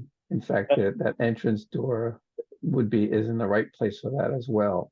And I would 100% agree with you, Mr. Chairman. If we could just go to, slide 18, which, shows the existing condition floor plans. It's right, there is a wall there. pretty obvious that, yeah, you're correct. Yeah. Anyway, okay, so I digress. So let's see, Mark, Joe, we spoke to Mr. Fay. Any thoughts from you? No, I don't have anything to add. Thank you. Okay, thanks, Christopher. Biff Baus, how about you? Nothing to add. Okay, all right, well, very good. So would someone like to make the motion that the structure is preferably preserved?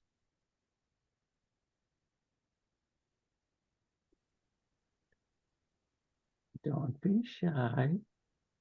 I'll make the motion that the structure is to be preserved. Mark Sendron. Preferably preserved, yes. Thank you, Mark. Yeah. Is there a second? Yeah, we got it. Is there a second for that motion? I'll second it. second that. Okay, that was Mr. Fay. I heard you first. I think 2 people tried to second it.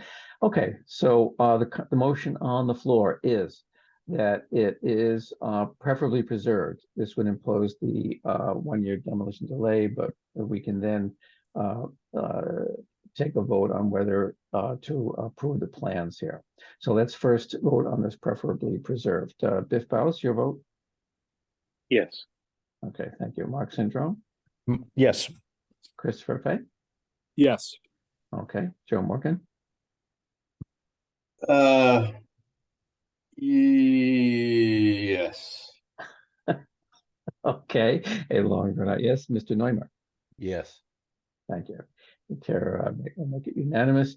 So based on the preceding comments, I don't think there's a whole lot more to say. Would anyone like to propose or to make the motion that the applicant's plans are acceptable? They don't bring about any deleterious or adverse impact on the historical values of the property and shore structure, and therefore can be approved. Would someone like to make such a motion? I move that 376 High Street plans be accepted as proposed. Okay, thank you. That was Joe Morgan. Is there a second? Mark Sendron, I'll second that. Okay, thank you, Mark. All righty. Second here. So around the horn once again, Mr. Baus, your vote on that. Yes. Thank you. Mark Syndrome? Yes. Thank you. Christopher Fay? Yes. Thank you. Joe Morgan? Yes. Mr. Neumer? Yes. Sorry. Thank you. And the chair agrees as well. So so what that means, Renee, is that you may proceed. And I that on behalf of the board and myself, of course, we always applaud want to recognize when people take care of historic buildings and try to rehabilitate them in sensitive ways and sympathetic ways. And you appear to be doing that. And so, we always look upon that as a good thing. And we hope, we've seen designs from Mr. Brown before. He's generally does a pretty good job of this kind of thing. And Scott, we think you've done a good job here for the most part. So we hope, even if the shrubbery gets to the point where people will see this addition more from High Street, I don't think it will have any negative impact. So you may be on your way, as they say. Thank you so much. I appreciate it, and have a happy holiday. Thank you very much. Great. Same to you. One. Okay, good night, Mr. Brown. Okay, now the next item is a DCOD, that's the Demolition Control Overlay District Advisory Review. This is a case where the amount of demolition of the wall is exceeds 25%. So the ordinance calls for a special permit from the Zoning Board of Appeals. So we do not get to decide whether this gets to go ahead or not. The ZBA does that. One of the things they consider, among other things, is our historic report. You might remember I did one recently for, geez, I'm forgetting now which, I'm blanking on what property it was, but there was, I think it was one on State Street, but in any event, what I do is we'll hear from the applicant on this, and then you all can give me your input and feedback, and I will take notes and incorporate that into the historical report, which may or may not include recommendations for the ZBA. So with that, we have, who is it? Andrew Sidford talking for this? Yes. Okay, thanks very much, Andrew. Are you okay? So you're with you're an architect working on this, and is that correct? Correct. Okay, and I had here, hang on a second, let's see, demolish existing accessory structure and build. Okay, so is the first thing I want to clarify, just as with another one there, are we talking just about the carriage house and not the residence? Correct. Okay, so this is just a carriage house, and I see that the residence is quite old. It's around the turn of the 19th century and has a Form B and so forth, but the accessory or carriage house is not on there. So why don't I turn the floor over to you, and you can explain to us what this is all about. Good evening, everyone. My name's Andrew Sidford. I'm an architect here in Newburyport. I've been practicing here for somewhere around 30 years. And I've come before you many times, and I came before you back in 2008 for this very carriage house. So if we could skip to the slide 3, please. So the history here, we're looking down from the top. That's High Street, and the main house, well, the carriage house is circled in red. And so back in 2008, we came for the whole house, I believe at that time. But the carriage house in particular, at that time, the plan was, if we can skip to the next slide, actually. Weird how it looks like it's on the other property there. Oh, well, it's a big, deep property. And originally, actually, go back to slide 3. I should make one note. When we first started, that carriage house was perpendicular to its current location, and it was very close to the side yard. Not the setback, it was over the setback, it was close to the property line. So I'm sorry to talk. I'm just, what I'm referring to is there's a line of trees that makes it look like it's dividing line between your property and what I think is Mark's and Drone's property next door. Is that right, Mark? I think Mark is on the top of the page, right, Mark? I'm on the other side. Correct. Oh, you're across the street? No, he's No, on.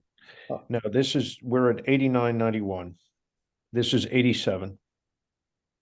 Okay. And what you're seeing there is probably the shadow that makes it look like there's a tree line. Okay. So Oh, well, there is a Wow. giant line of arborvitae at the bottom of the pink circle. There's an arborvitae line that runs down the property. Right. And so it was moved at the time to open up the yard to the house, and at that time also to put it in conformance with the setback at the time, which was 10 feet. So the foundation was falling in on itself. So the plan was at the time is that it was lifted up and reoriented and put on a concrete foundation. And the plan was back then was to refurbish it and restore it, if possible, because the frame was in pretty tough shape. But the plan was to essentially keep it as much as possible and then add new insulation and studs to the outside so we could preserve the interior feel of the carriage house. Okay, So, I'm sorry to interrupt you. I think I figured out why I was confused. So the subject property, the main house, is the one that has a lot of interesting twists and turns to it, that's just to the right, upper right of where the pink circle is. Correct. Oh, okay, I was thinking, for some reason, I was thinking it was the house below that. No, This sorry. property goes with the pool to the left and the house to the right above. Right, right. So this Right. is on the east side of the property, just Right. adjacent to a 10-foot setback. So it was, Right. it was conforming at the time. Okay, The plan was, so we got approval for it. What changed is that unfortunately the owners moved, and the house is now with the third owner since then. So it's been approximately 15 years. So if we can go to the next slide, please. So this shows the view from the road. The one on the right is our property, and that is the carriage house on in its reoriented position now. So you see the end facing the street. And on the left is the neighbor, just showing, you can see there was a new barn, there was a new garage added there, which is shown on the property line. That's not relevant, that's not substantive to this conversation as much as zoning, but if we can go to the next slide, please. So this is the carriage house as it sits now. You can see the new foundation, the drawings that were submitted and such. You see the clapboard side was what was facing the road. It was a two-car garage at the time, and it was turned to make it a one-car garage, and it has sat there since. There was temporary shoring put into it, but the work never went through, and the two owners since didn't do it. It was also approved for an addition in the back. The foundation was poured, the floor was built, but the addition wasn't put on, and you can see the base of that to the right of the new bulkhead. So the reason why we're before you tonight is because what has happened in the 15 years is that essentially the intent is the same, but the frame is essentially too far gone. There isn't enough to restore. It is in pretty tough shape. Literally just most of the posts have large gaps. They're not even whole, and most of the diagonal members are gone, and it's in tough shape. So the intent, the reason we're here is that we had hoped to refurbish it in place, but we have to take it down to build the owner wants to build a new timber frame. And the intent from an aesthetic standpoint is it's still the same intent as before, with the same windows that were bought back in 2008 are still there. So we're going to be putting those back in the same locations that were originally designed. And the intent is to keep all of their extraordinary interior sheathing boards, some of them as wide as 2 feet, which made the exterior, it's on the closest member to the existing timber. So the intent is to take it down, put the new timber frame, and then all of those beautiful sheathing boards we're going to be putting back, so that the interior finish is the same beautiful old wood, and we'll be then insulating on the exterior of that and adding in clapboards and the shakes as the shingles as they are, to try and preserve the original intent, but making it up to code in terms of insulation. So nothing has really changed in terms of intent. It's just the frame. We submitted reports from 2 timber frame consultants and said there's nothing they can do. And as I said, they put up more temporary shoring because everyone's pretty worried it's not structurally sound as is. So pardon interruption. So I just want to clarify something real quick. You said that there was approvals that were granted that you now want to sort of execute on. What approvals by which board are you referring well, to? the approvals at the time, I think we went, honestly, it's been a long time. So I think we came before the historic back then, but the major approval that was given at the time was the zoning board, because the owners at that time wanted to make it a guest house. And so in order to do that, because it was detached, we had to get a variance to make it a 2-family, because even though there was enough land, there was not enough frontage. The variance was granted, but it's no longer grandfathered. It's much too late. The current owners don't want to use it as a guest house. They want to use it as a game room and an exercise area. So the zoning is a different application, but that's the approval that was given back in 2008. Okay, so it sounds like that's not terribly relevant. So you're going to be back. So currently, the ZBA is obviously is going to be considering a special permit, and it's not for like a two-family or anything like that. It's basically to execute these plans that you're reviewing with us now, right? Correct. These are the plans Okay. from 2008 and that were approved by them. They're so essentially the same idea. Yes. Okay, So thank you. if you can skip 2 slides.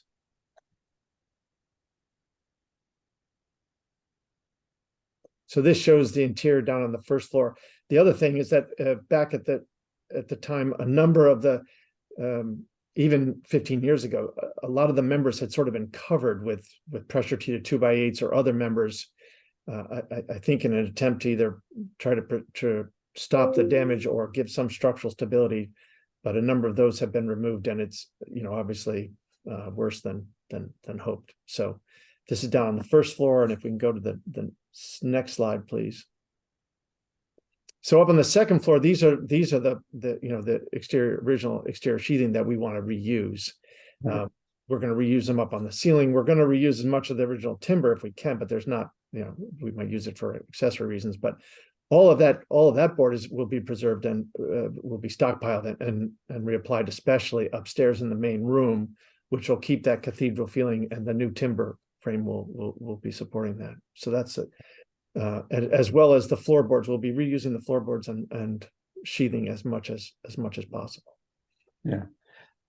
Yeah, I know of there's another, it's an interesting and fairly new approach that I've seen to insulating yet keeping that old appearance. And I know one other was also a high street resident who did a rather expensive rehabilitation of a carriage house. It was fairly large one, and he wanted to keep the, that very similar concern to what you're doing here, and so the insulation is sort of hidden on the other side of the old boards and so forth. Is that on Dexter Lane? Very much so. You know about that? That was the Walter Clay's property. That was our project. Oh, was it? Okay, well, I guess it shows. Well, Right. it was the same exact reason we had to insulate it, but all of that beautiful wood was what was the very story. So originally people wanted to insulate over that, and it would have killed it. So Right. This is the same intent. We want it to feel as much as possible like the original building from the inside, but Right. unfortunately we have to tear it down and put up a new frame. All right. So you mean I won't be able to dumpster dive and get some nice white boards out of this, huh? Definitely not. Okay. All right. I'm sorry for all the inappropriates. Please go ahead. If you want to skip down to the plans,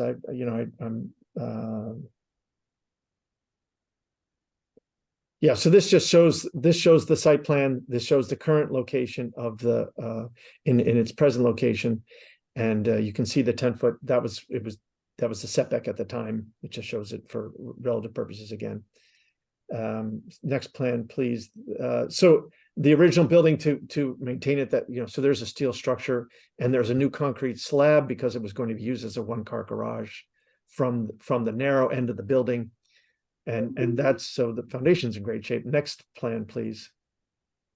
This is the first floor. So we have a lower brand new garage slab to work with, but here you see the intent is to keep the original, keep the new frame exposed completely on the inside, keep the sheathing tight to it, so it will be the interior finish, and then add the insulation on the outside of it.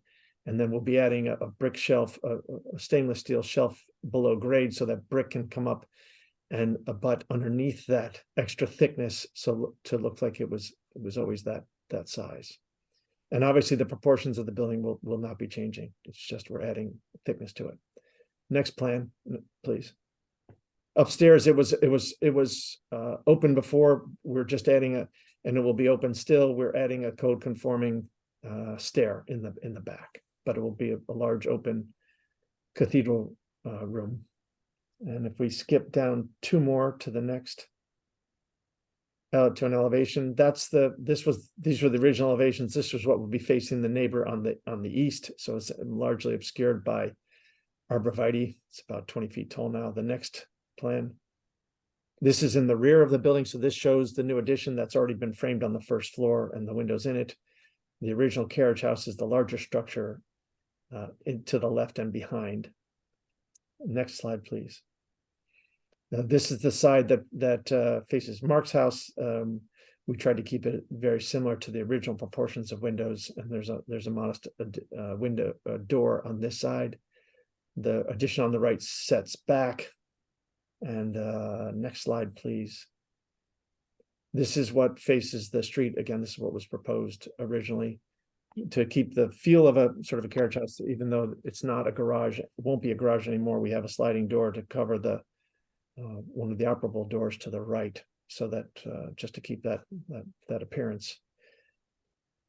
And that is that's essentially a presentation. So I'm happy to answer any questions that you have. Okay, thank you very much, Mr. Sidford or Andrew. So what we'll do, sorry, so what I've got to do, or what we have to do as a board is to, or commission, is to present our historical report or advisory report to the ZBA for them to consider the special permit. So we'll focus on the existing whatever historical value is to the existing one, and whether we or not we think the plans would result in any adverse impact on the property overall, the neighborhood, and so on. So with that preface, I'd like to just go quickly around the board. If anyone has a thought that they would very much like to make sure gets into that report, just let me know what that is. I'll make a note of it, and I can make sure it gets in. So just starting from the top of my list, I'll start with Biff. Any concerns or thoughts that you would want to ensure get into the historical report? No, nothing I can think of right now. Okay, I'll just make a note here. Okay, and how about Ed Neumer? Any thoughts you might have? Nothing that I can think of either. Okay. Okay, how about Joe Morgan? Anything?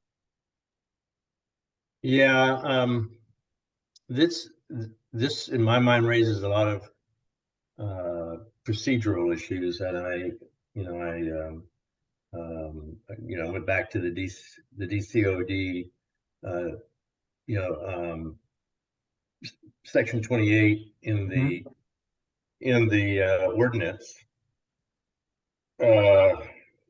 in the zoning court ordinance, and just to review some of the requirements. I mean, procedurally, I think what we're supposed to do is to provide our assessment of the historical significance of the structure.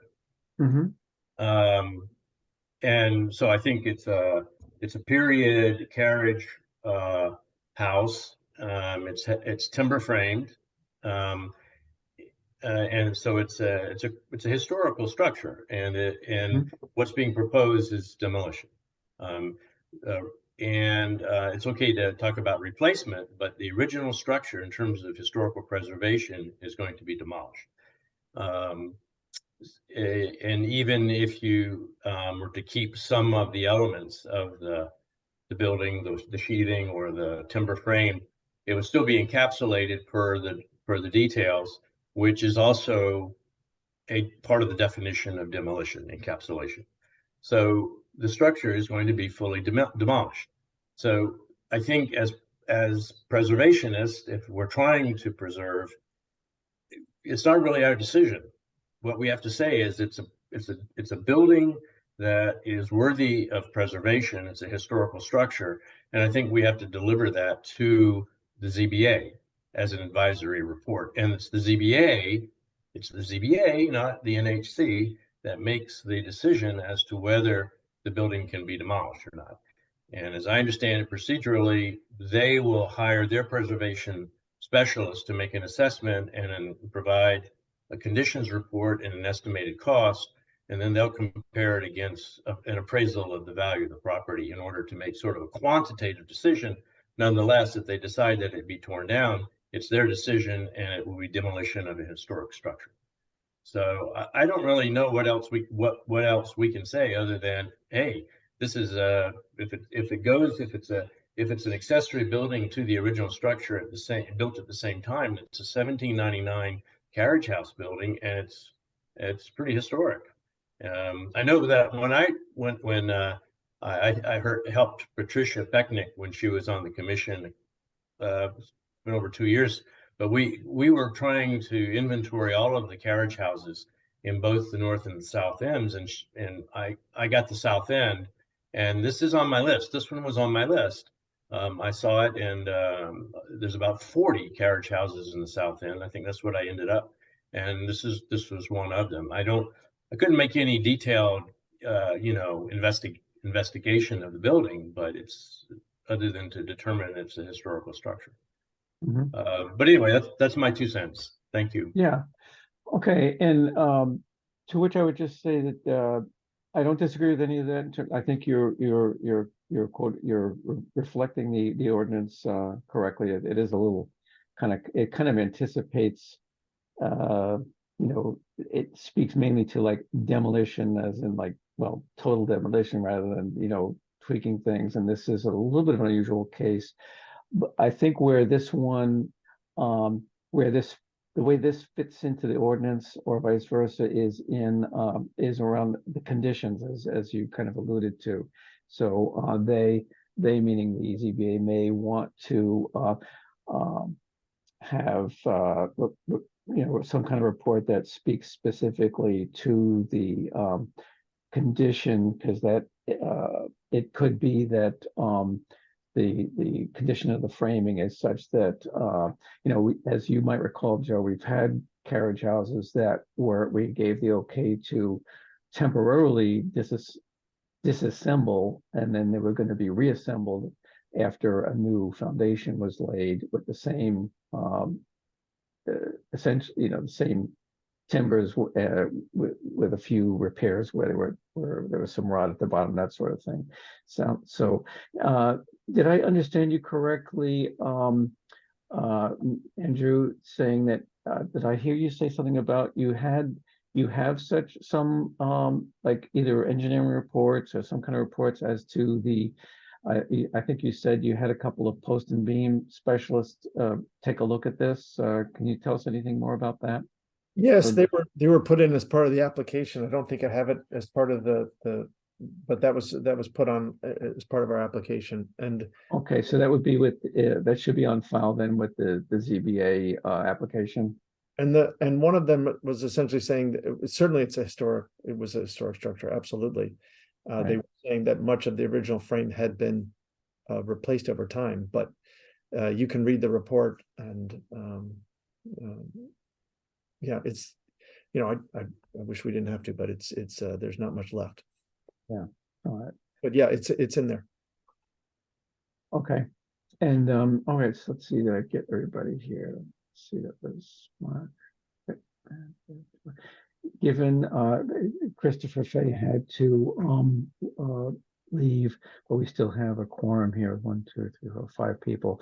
So after hearing the comments from myself and Joe, do any of the other commissioners want to have anything final to say before we close this matter? And I'll take my notes. Yeah, I'd like to make a comment. So it was mentioned that the house was 1799 house. The house had been restored to pretty much late 18th century, early 19th century standards. And it was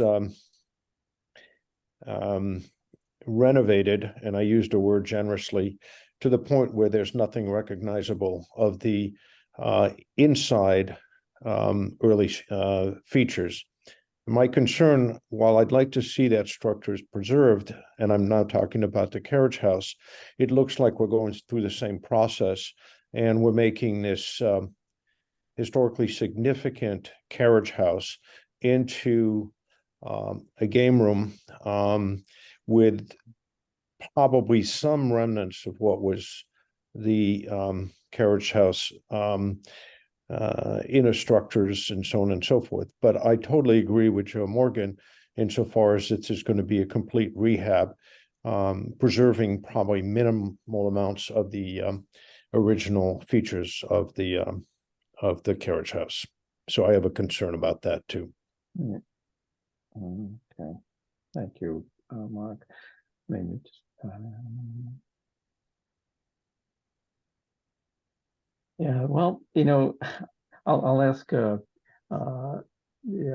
architect that wants to respond to that, but before I do, I'll just make a quick comment that it's a situation that we face from time to time where if the original use of the carriage house as a place to have your carriage and probably a horse or two and hay and all that stuff has gone by. So what do you do?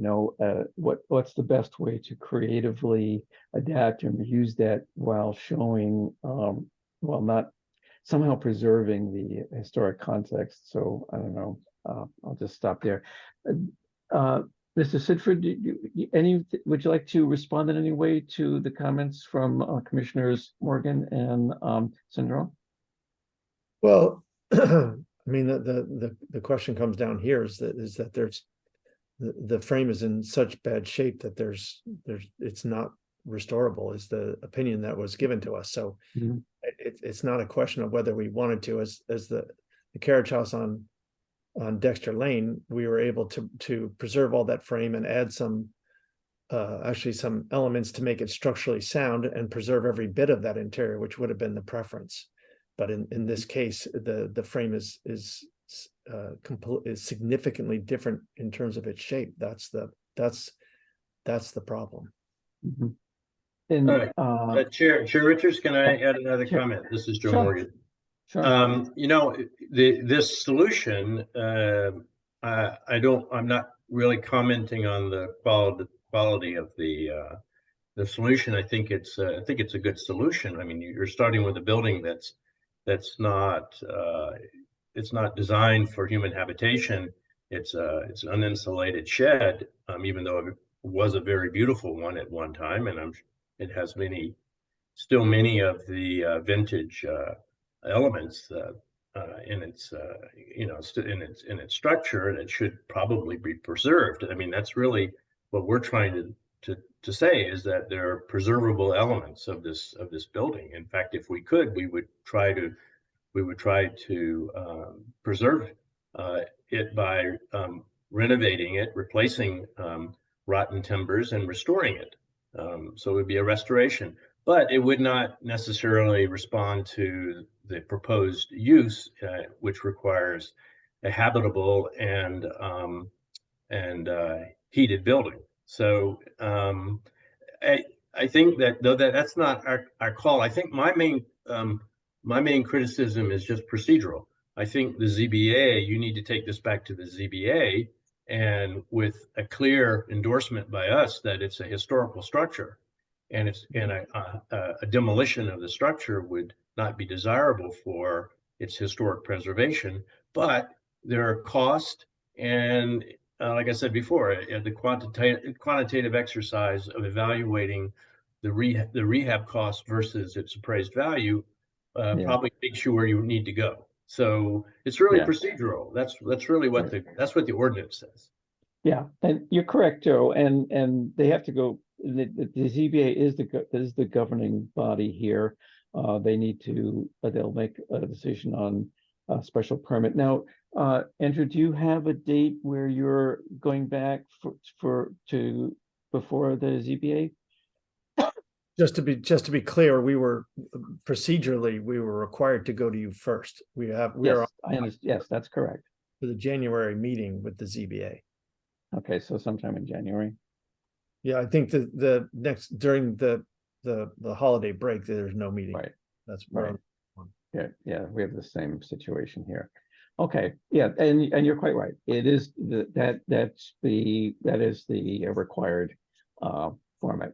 You come here first, and that's because the ZBA. One of the things the ZBA takes into consideration is the report that they'll get from us, which will incorporate these various comments, and then they'll consider that along with some of the things that Joe mentioned that are all kind of spelled out in the ordinance and so forth and so on.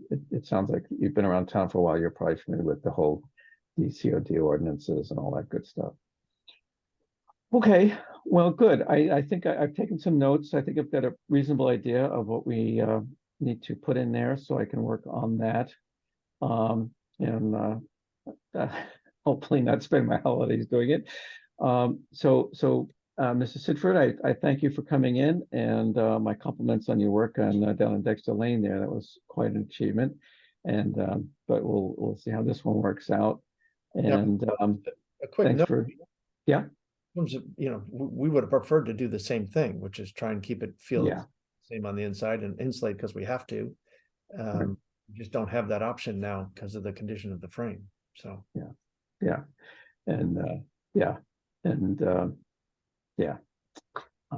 it just not to start too much, but on that one, about the only, you know, it's quite a different use than that was originally as well, right? It's oh sure, far from a barn at this point over on Dexter Lane. Yeah, the upstairs was essentially a grand salon that was used for concerts and entertaining, and downstairs there were 2 apartments. So yes, you're right.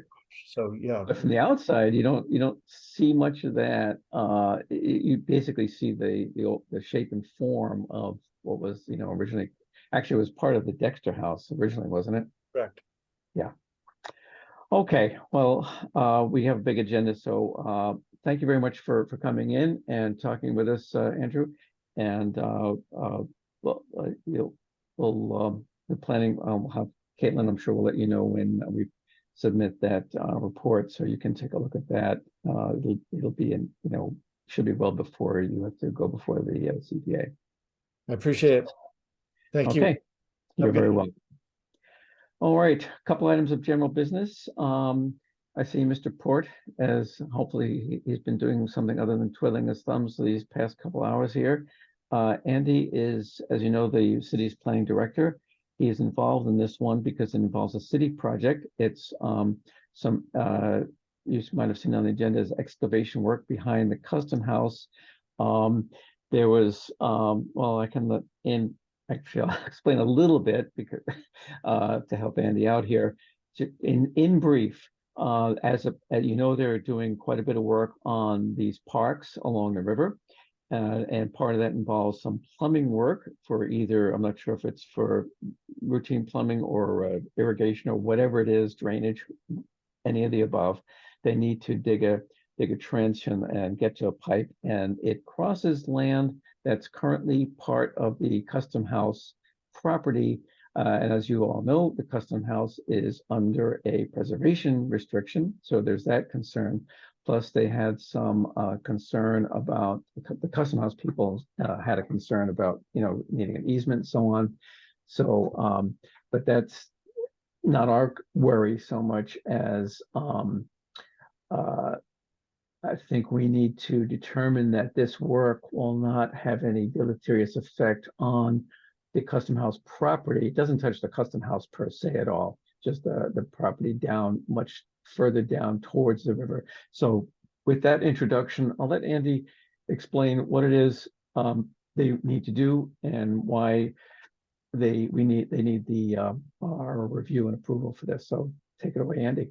Thank you, Chair Richards, members of the commission. You know, as the chair mentioned, this happens to be one of the projects that I'm working on. So I'm not going over the entire scope of discussions of the waterfront park expansion. There's, you know, many discussions that have happened over the years about the central waterfront and what happens with it.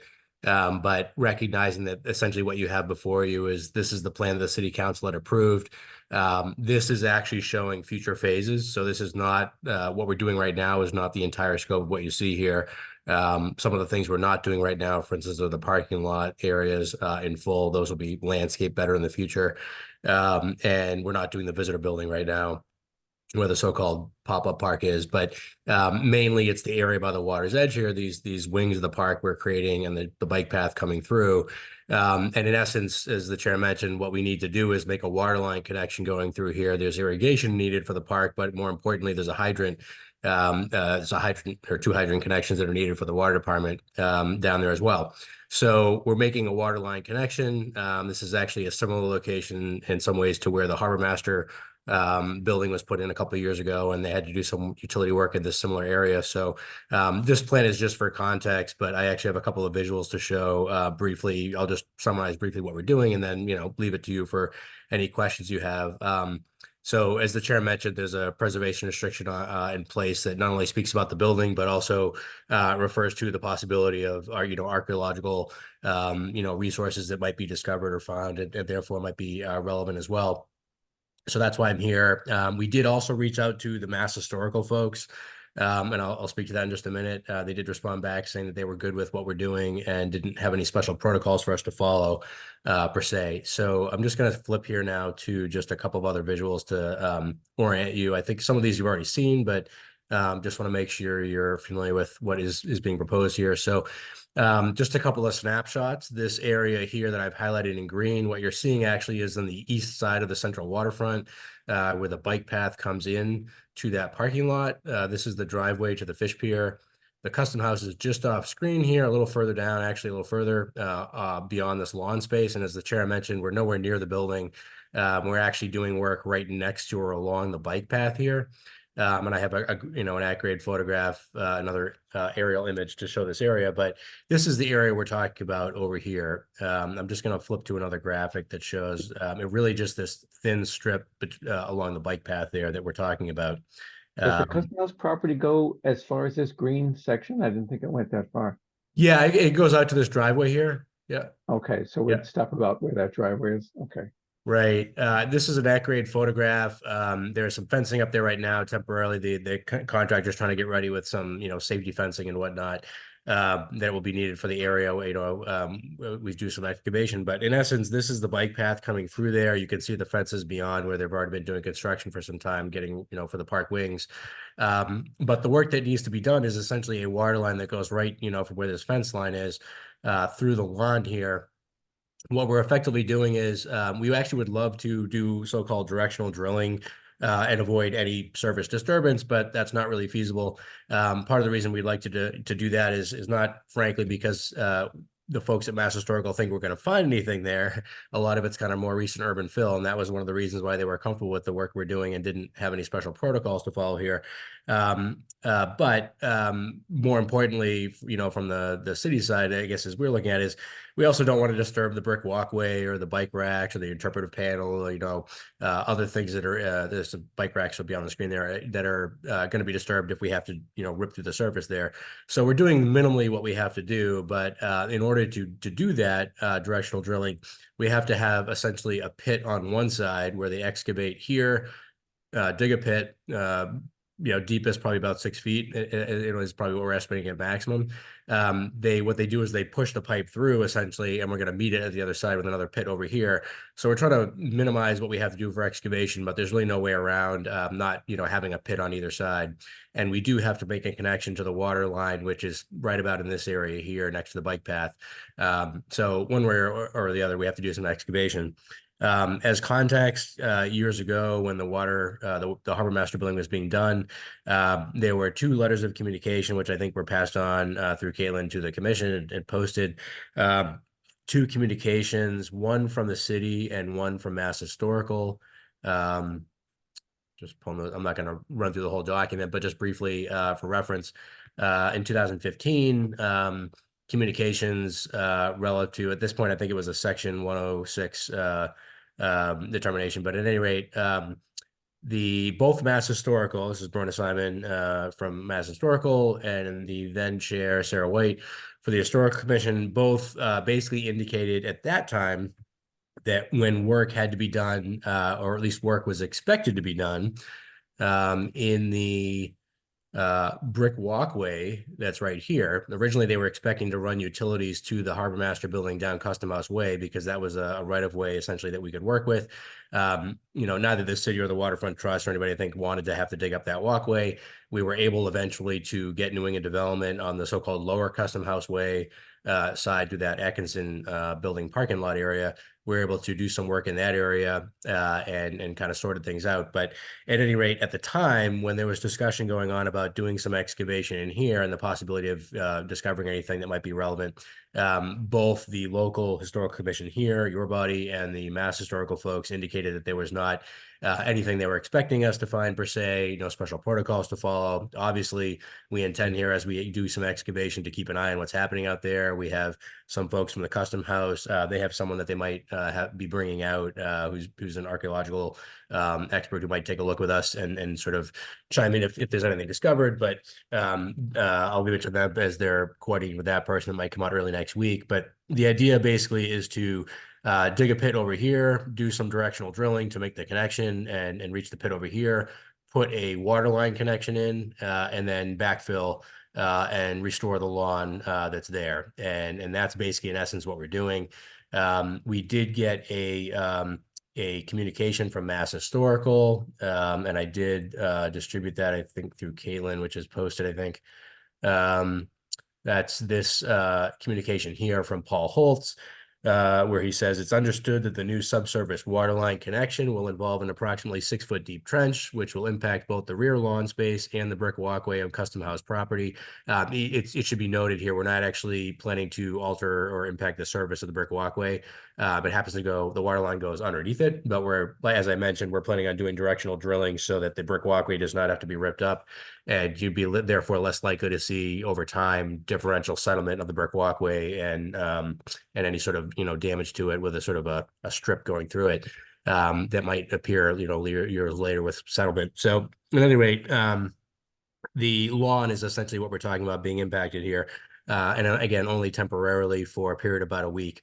So while we're in there, obviously we'll keep an eye on the hole and see if anything's discovered. But basically what they said here was recognizing that the scope of the work, they said Mass Historical also previously reviewed and addressed this project with a no adverse impact letter back in 2022. And that letter was actually initiated because when we were going after a state grant, in this case, I think it was the Parks grant from the state.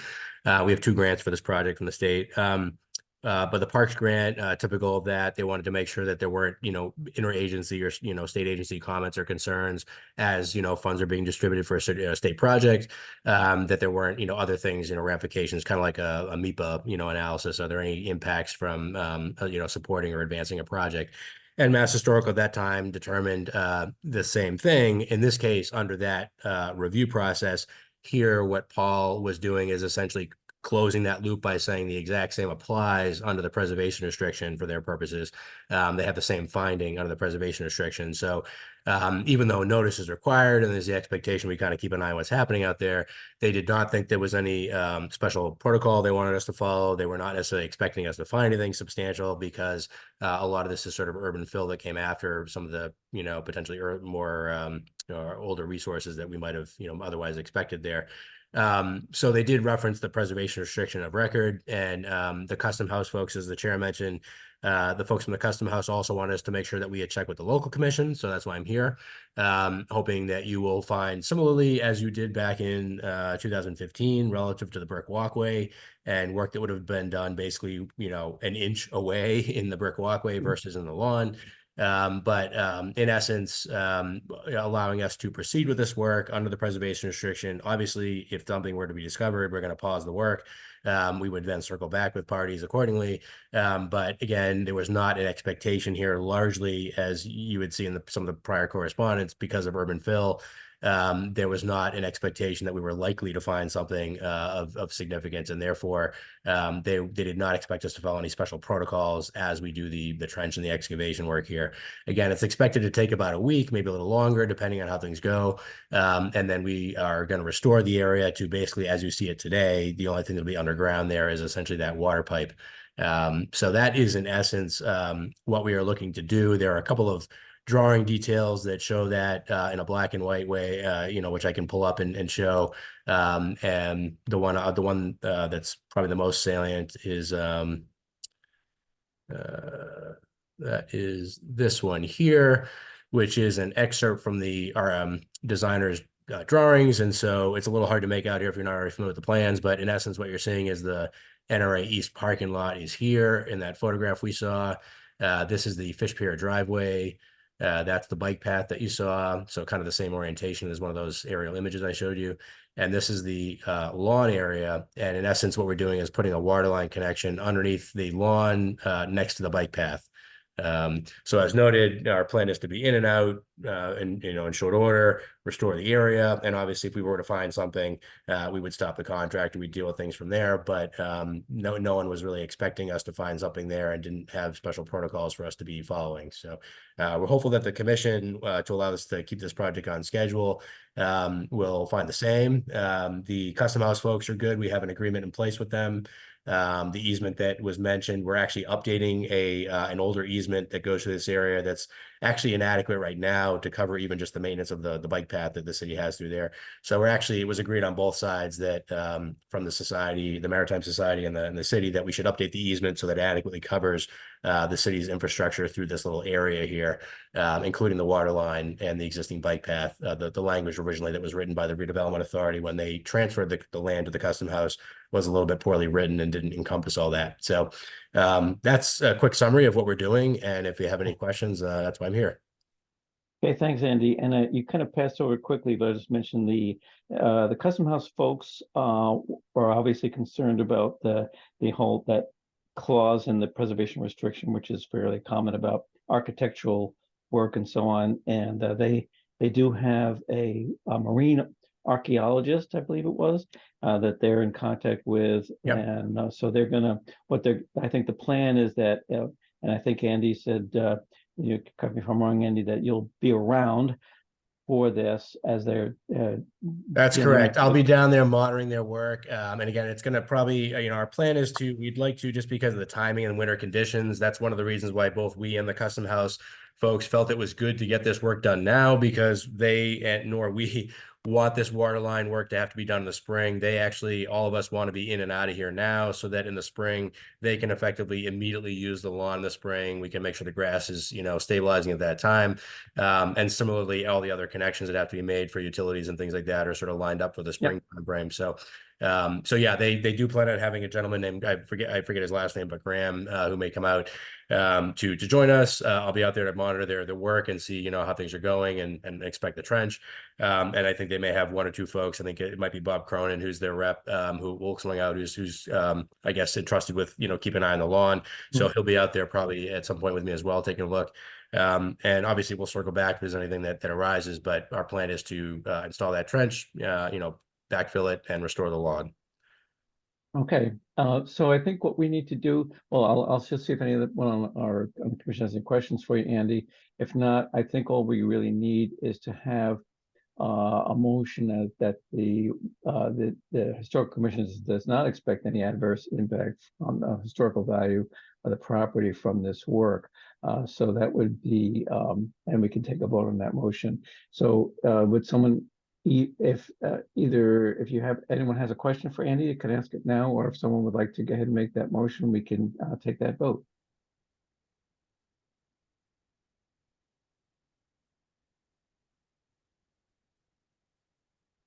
Awfully quiet out there. Would you like me to make the motion? Everybody's gone to sleep.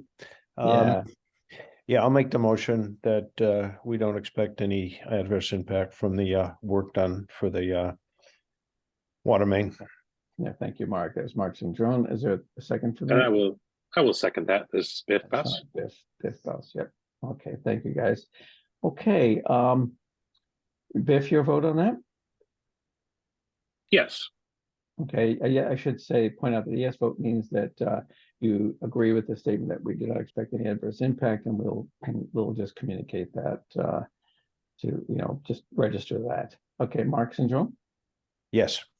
Okay, Christopher Hay had to leave, so he's not here for that. Mr. Morgan? Yes. Okay, thank you. Ed Neumer? Yes. Okay, thanks, and the chair agrees as well. And I'm based on what I heard from the Customs House folks, they're going to be keeping a close eye on that stuff. All right, thanks very much. Thanks, Andy, for getting with us with that. Thank you very much. Okay. Next up, we have people from the Unitarian Church, as we know it. It's actually the first religious society, the first religious society at 30 Pleasant Street. I believe Forrest Speck and Ed Budelman are, I hope I'm not massacring your names there, are with us. Now there's two things here. Originally, they were coming to the Historic Commission with the aim of getting our support for a CPC grant that they're either applying for, I guess, the 2024 cycle. It's not quite clear to me on that, but it occurred to me that, and I'm not sure if this kind of slipped by or not, that there is a preservation restriction on this structure, and the scale of the work as shown in their scope of work documentation made it clear to me anyway that it was needed to be reviewed and okayed by the Historical Commission as being that we can approve it, that it would not have an adverse impact on the historical values of the structure per the preservation restriction. So with that introduction, who's going to speak for the society? I'm Forrest Speck, and I can open up. Okay, go ahead.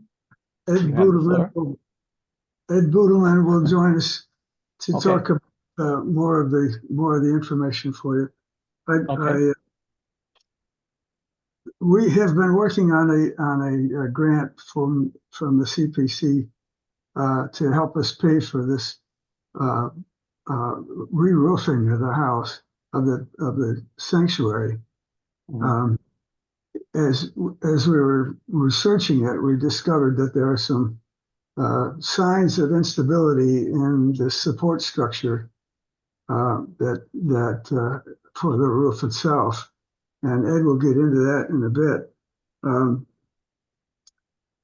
I really want to thank you for listening to us and entertaining this thing. We are seeking support from the Heritage Commission to support the application for funds, for supporting funds for the roof. It is a serious problem. It is subject to leaking now because of the age of the roof. The roof is some 31 years old and is not ready for the winds that we anticipate and the storms. I'll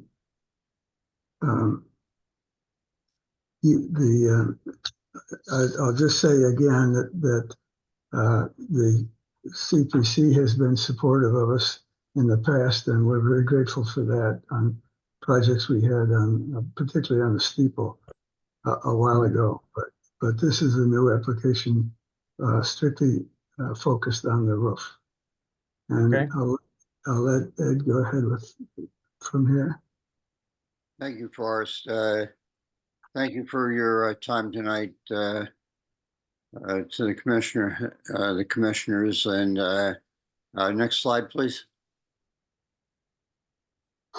Okay, the goals are to protect the meeting house, the 1801 meeting house, and its significant features from water damage immediately.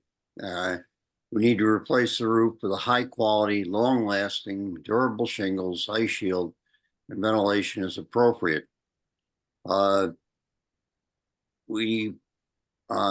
Second is to protect and enhance the 223-year-old roof infrastructure. It's necessary to withstand severe weather, including heavy winds plus weight accumulated for snow and ice. Next slide, please.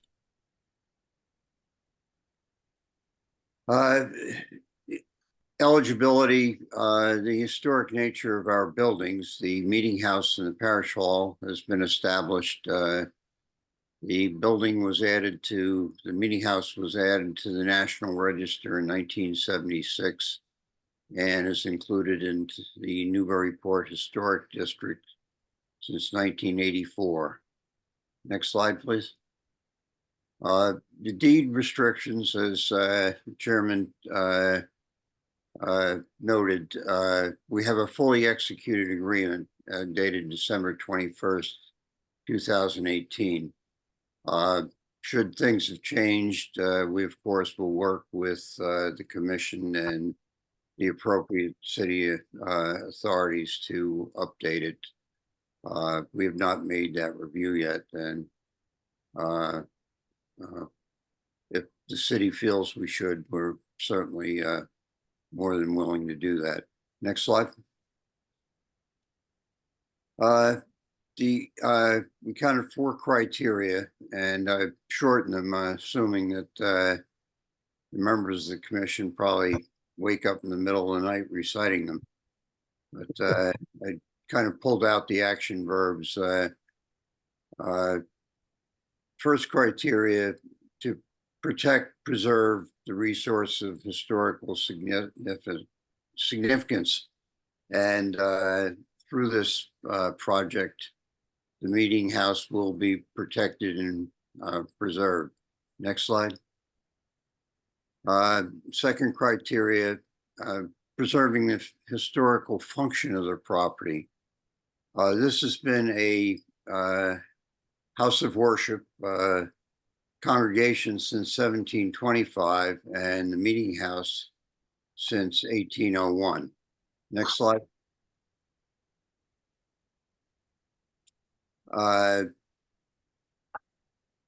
The congregation and the FRS as a entity is very involved and try to be good citizens and partners of the community. We have a tiny gallery where local artists can exhibit their art, and people visiting the meeting house can buy it. We sponsor Jazz Vespers for no cost the first Wednesday of every month when it's possible. Our facilities are open to recovery groups. Half of our Blues Plate collection every Sunday goes to a local charity doing good work, such as Jeannie Geiger, Crisis Center, and Amanus House. Yankee Homecoming, our youth groups have conducted tours, and it's always a great experience. Next slide.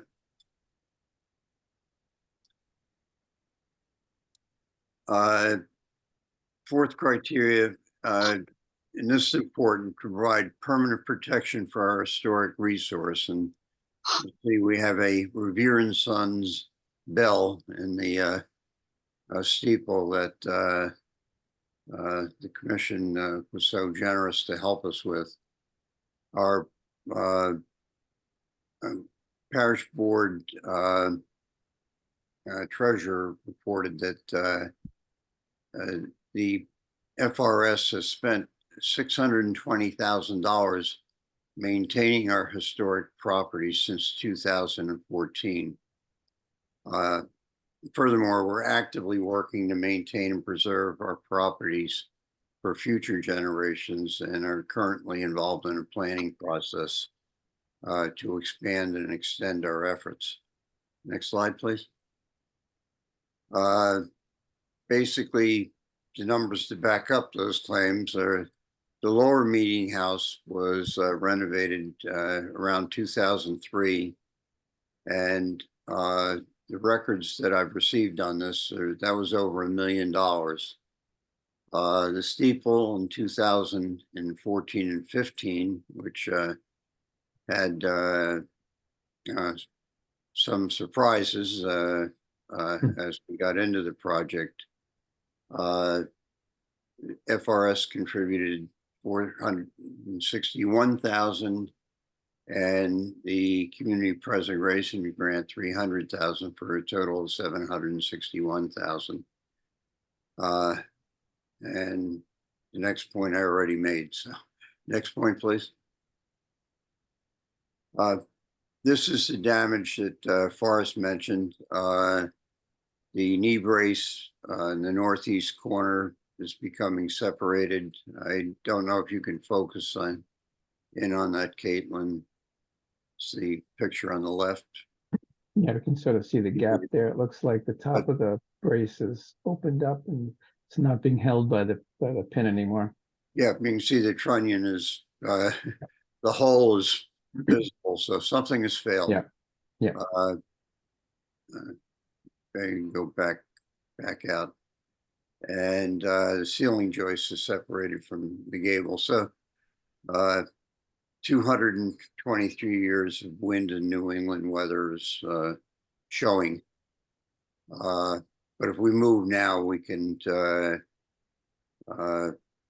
prevent failures. The roof itself, we took this from the steeple recently, looking north. If you look down on the roof, the FRS had been maintaining and making repairs right along. There's over 4,000 expenditures in the last 6 months. Next slide, please. And this is the internal damage. You can see the paint peeling on the ceiling in the southeast corner. And in the slide, the picture to the right, as you look up toward the ceiling, you see a small strip of our dental molding, the fine woodwork. But in the picture on the right side of the picture on the right is the water damage, the plaster lath and the paint peeling, and what brought our attention to this serious problem. Next slide, please. So these are the architectural resources of all of Newburyport, especially the commission, that are threatened. When we did the projects in 2014 and 15, a lot of those windows were replaced, and we had a historic woodworker come in and custom turn the moldings and the frames for the windows. Next slide. So how do you pay for it? Well, we need your help, and we want a honest, open partnership now and going forward. The church will do contributions and fundraising from the congregation. We've got historic and memorial brick patios possible, and of course we would get approved by the appropriate town commissions and authorities. And we're looking to raise money from business and community contributions. More than that, there is a national foundation for historic preservation of sacred spaces, and we will be looking beyond Newburyport to help support our precious building. And then the Newburyport preservation funding would be,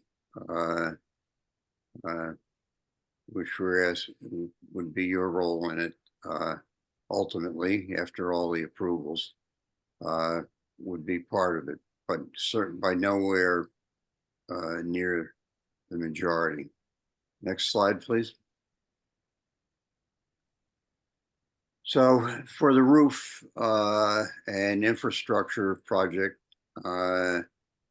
it's hard to break them down. We're still in the process of gathering assessments. So our best estimate, we have a historical structural engineer, and for the beams and the infrastructure, for the consulting service for that and the actual resolution of the problem, we're estimating $45,000. The emergency roof replacement, $78,000. We've gone straight to the manufacturers of general aniline film who has a historic department for approving roof treatments, not only the shingles. And they stand by, they've given us an 8-page specification, and this will be essential to doing the job right. So our best estimate based on the last month's worth of work is 123,000, and a request will be in the neighborhood of 80,000 from the commission. Last slide. Before you go to the next slide, it says NHC, I assume it's National Historical Commission, excuse me, Newburyport Historical Commission. Newburyport. Yeah. I've been either one of us is confused because we don't have any financial resources or ability to make grants or anything like that. Did you mean the CPC? That's your CPC request? I stand corrected. Thank you. Yeah. Okay. So that's what you're asking for from the CPC funding. Okay. Thank you. Yep, no problem. All right, so there were sort of two separate issues here. I'm going to have to separate them briefly because there's two different decisions we made. The first is pursuant to the preservation restriction on the property, since this is a substantial project, we have to determine that it's not going to have an adverse impact on the historical values of the property.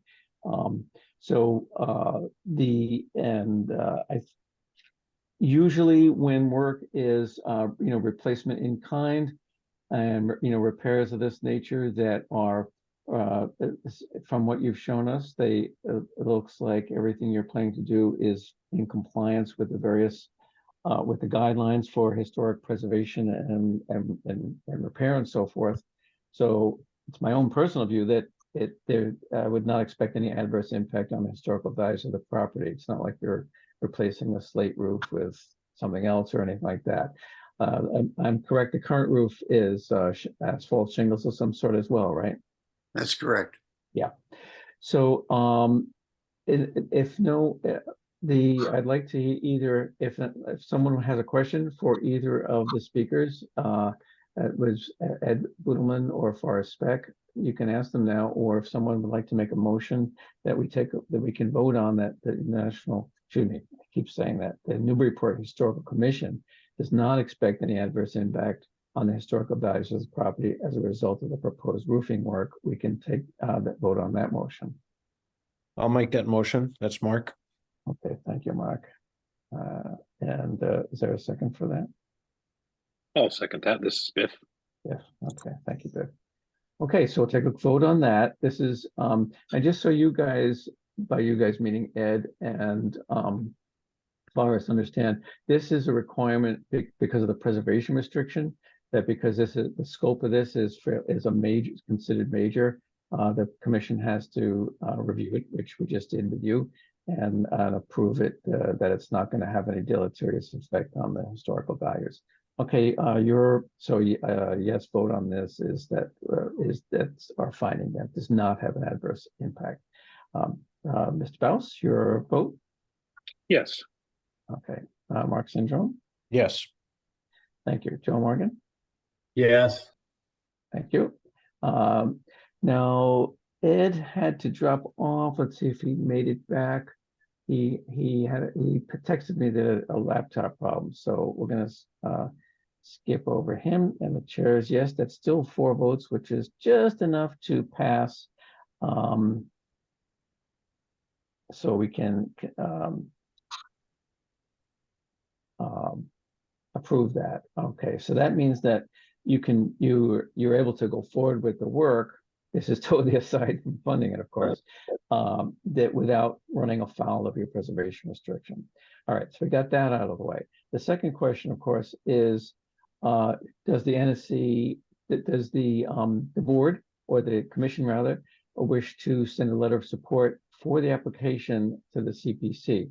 So that would be a motion that's to the effect that the Newburyport Historical Commission, the motion would be that, shall send a letter, which I'll take care of as chair, unless I delegate it to somebody else, send a letter of support for this application on behalf of the First Religious Society to the Community Preservation Committee.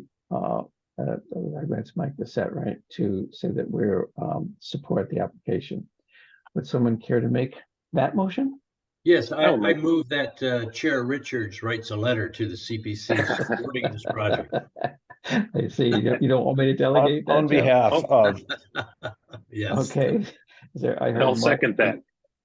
Was that Biff or Mark? Who That was Biff seconded it? second. Okay, thank you, Biff. Been doing a lot of seconding today, Biff. Okay. I had written down here the energy session life support, so I'll have to add written by the chair, huh? Okay, wise guys. Okay, so let's get to the vote on that, starting with Mr. Baus. Yes. Thank you. Mark and Joe? yeah, I vote that a very strong letter of recommendation be sent.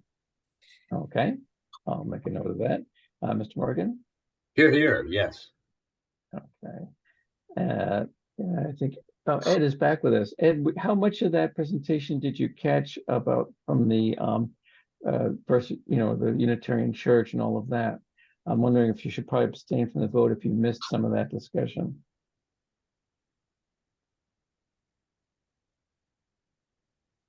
You look like you're muted, Ed. You're trying to say anything. Where are you? Ed, do you want to unmute yourself? If you can hear me. All right, well, I'll tell you what, we don't, he is back, but I can't hear him. I can see him. So I'll just put an ABS next to him and the chair will give another assenting or yay vote so that we can pass that one. And I'll make a note of Mr. Sendron's comment. I'll put the add modifier strong support there, and we'll get that off to Chairman Seth. Okay, we're almost through. Thanks for hanging in to this somewhat lengthy meeting, guys. There's speaking of the Unitarian Church, if you guys are still there, that is Ed and Forrest.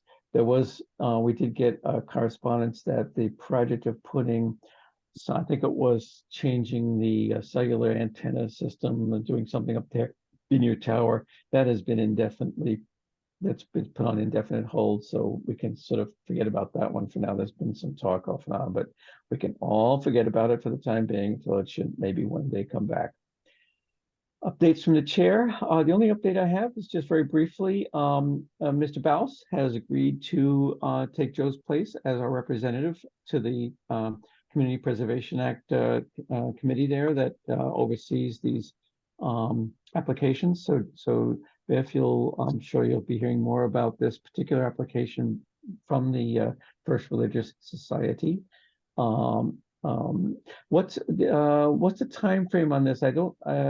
Could someone remind me what the time frame is on these applications and when they actually are going to, when they need to be submitted and when they're actually looked at and reviewed? I think they're not. The deadline is sometime later in the winter, and then they're reviewed in the spring. Is that right, Joe? Maybe you would remember. It's Caitlin. I can give an update on that real quick. Okay, thanks. So CPC applications are due tomorrow for this upcoming grant round. Yet we moved it up a little bit.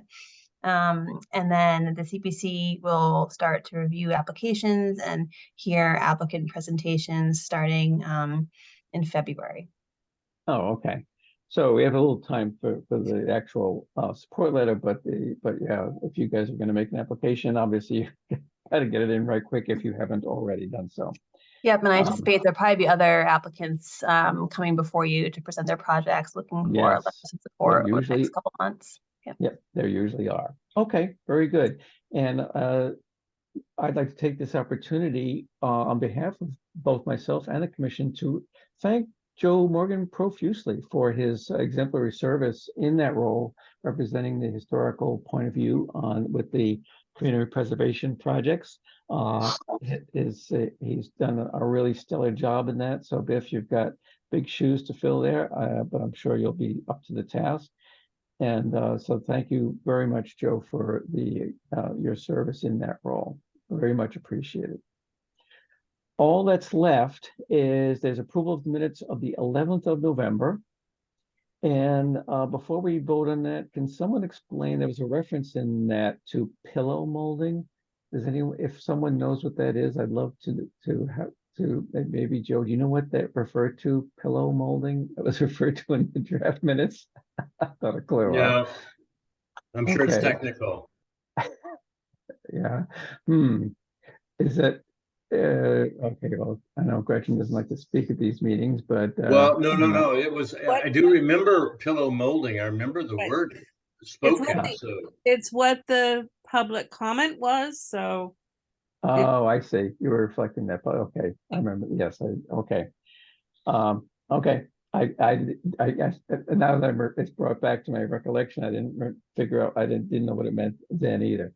Okay. Well, other than that, I don't have any questions on it. The minutes look correct to me. Does anyone have, would anyone like to make a motion to approve those minutes as drafted by the inestimable Miss Joy? Ms. Joy, I should say. Is there a motion? I move to approve. Okay, thank you, Mr. Morgan. Is there a second? Sure, I'll second that. I'm on the second train today. Yeah, thanks, Biff. I was hoping someone would. Okay. While you've got the floor, let me see. So what's your vote on approving the minutes, Mr. Baus? Yes. Yes. Okay, thank you. And then it's left. Joe Morgan, your vote on that? Yes. Okay. Mr. And Ed had to, still having difficulty. He's gone. Who's left? I'm missing somebody. Mark is there. Yeah, but I was not present at the meeting. Yes, so there's that problem. Well, we could approve them at our next meeting, I suppose. Because we don't, it takes 4 votes to, unless Ed was there. He was back briefly, then he dropped off again. He's been having some technical problems with his laptop, I guess. So, oh no, this means we don't have we do have a quorum to adjourn. That was a close one. Imagine if we never quorum to vote to adjourn the meeting. That would be a problem, but we do.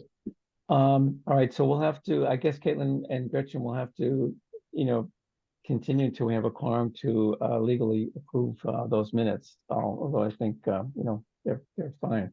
Are there any objections to adjourning the meeting? None whatsoever. Okay, well then the chair notes that without objection, the meeting is adjourned at times at 9:52. So we made it in under 2 hours. Thank you very much for your attention and staying awake for this meeting, although some of the other commissions and boards go even later. So let's be thankful for that. Could I just express some great gratitude on behalf of the church?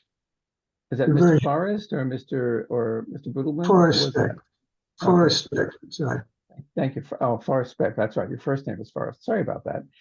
Well, you're welcome. And I know that a number of the churches in town take their preservation role very seriously, and clearly you do. I mean, let's face it. I mean, that Unitarian Church is a real architectural gem, and in every, well, I'm not going to collaborate anymore on it, but you're very welcome to our support. The only thing I have to say other than that is to wish you all a very happy holiday season, however you choose to celebrate that. And I think our next meeting is sometime in January. Is that right, Caitlin? Yep, that is correct. That's correct. Probably the second Thursday in January. Okay, so thank you very much. And I bid you all a good night and a happy holiday season. Happy holidays, everyone. Thank you, Joe. Thank you, Chair. Next year. Bye-bye. See you next year. Okay, yeah, see you next year. Bye-bye, everybody. Bye-bye.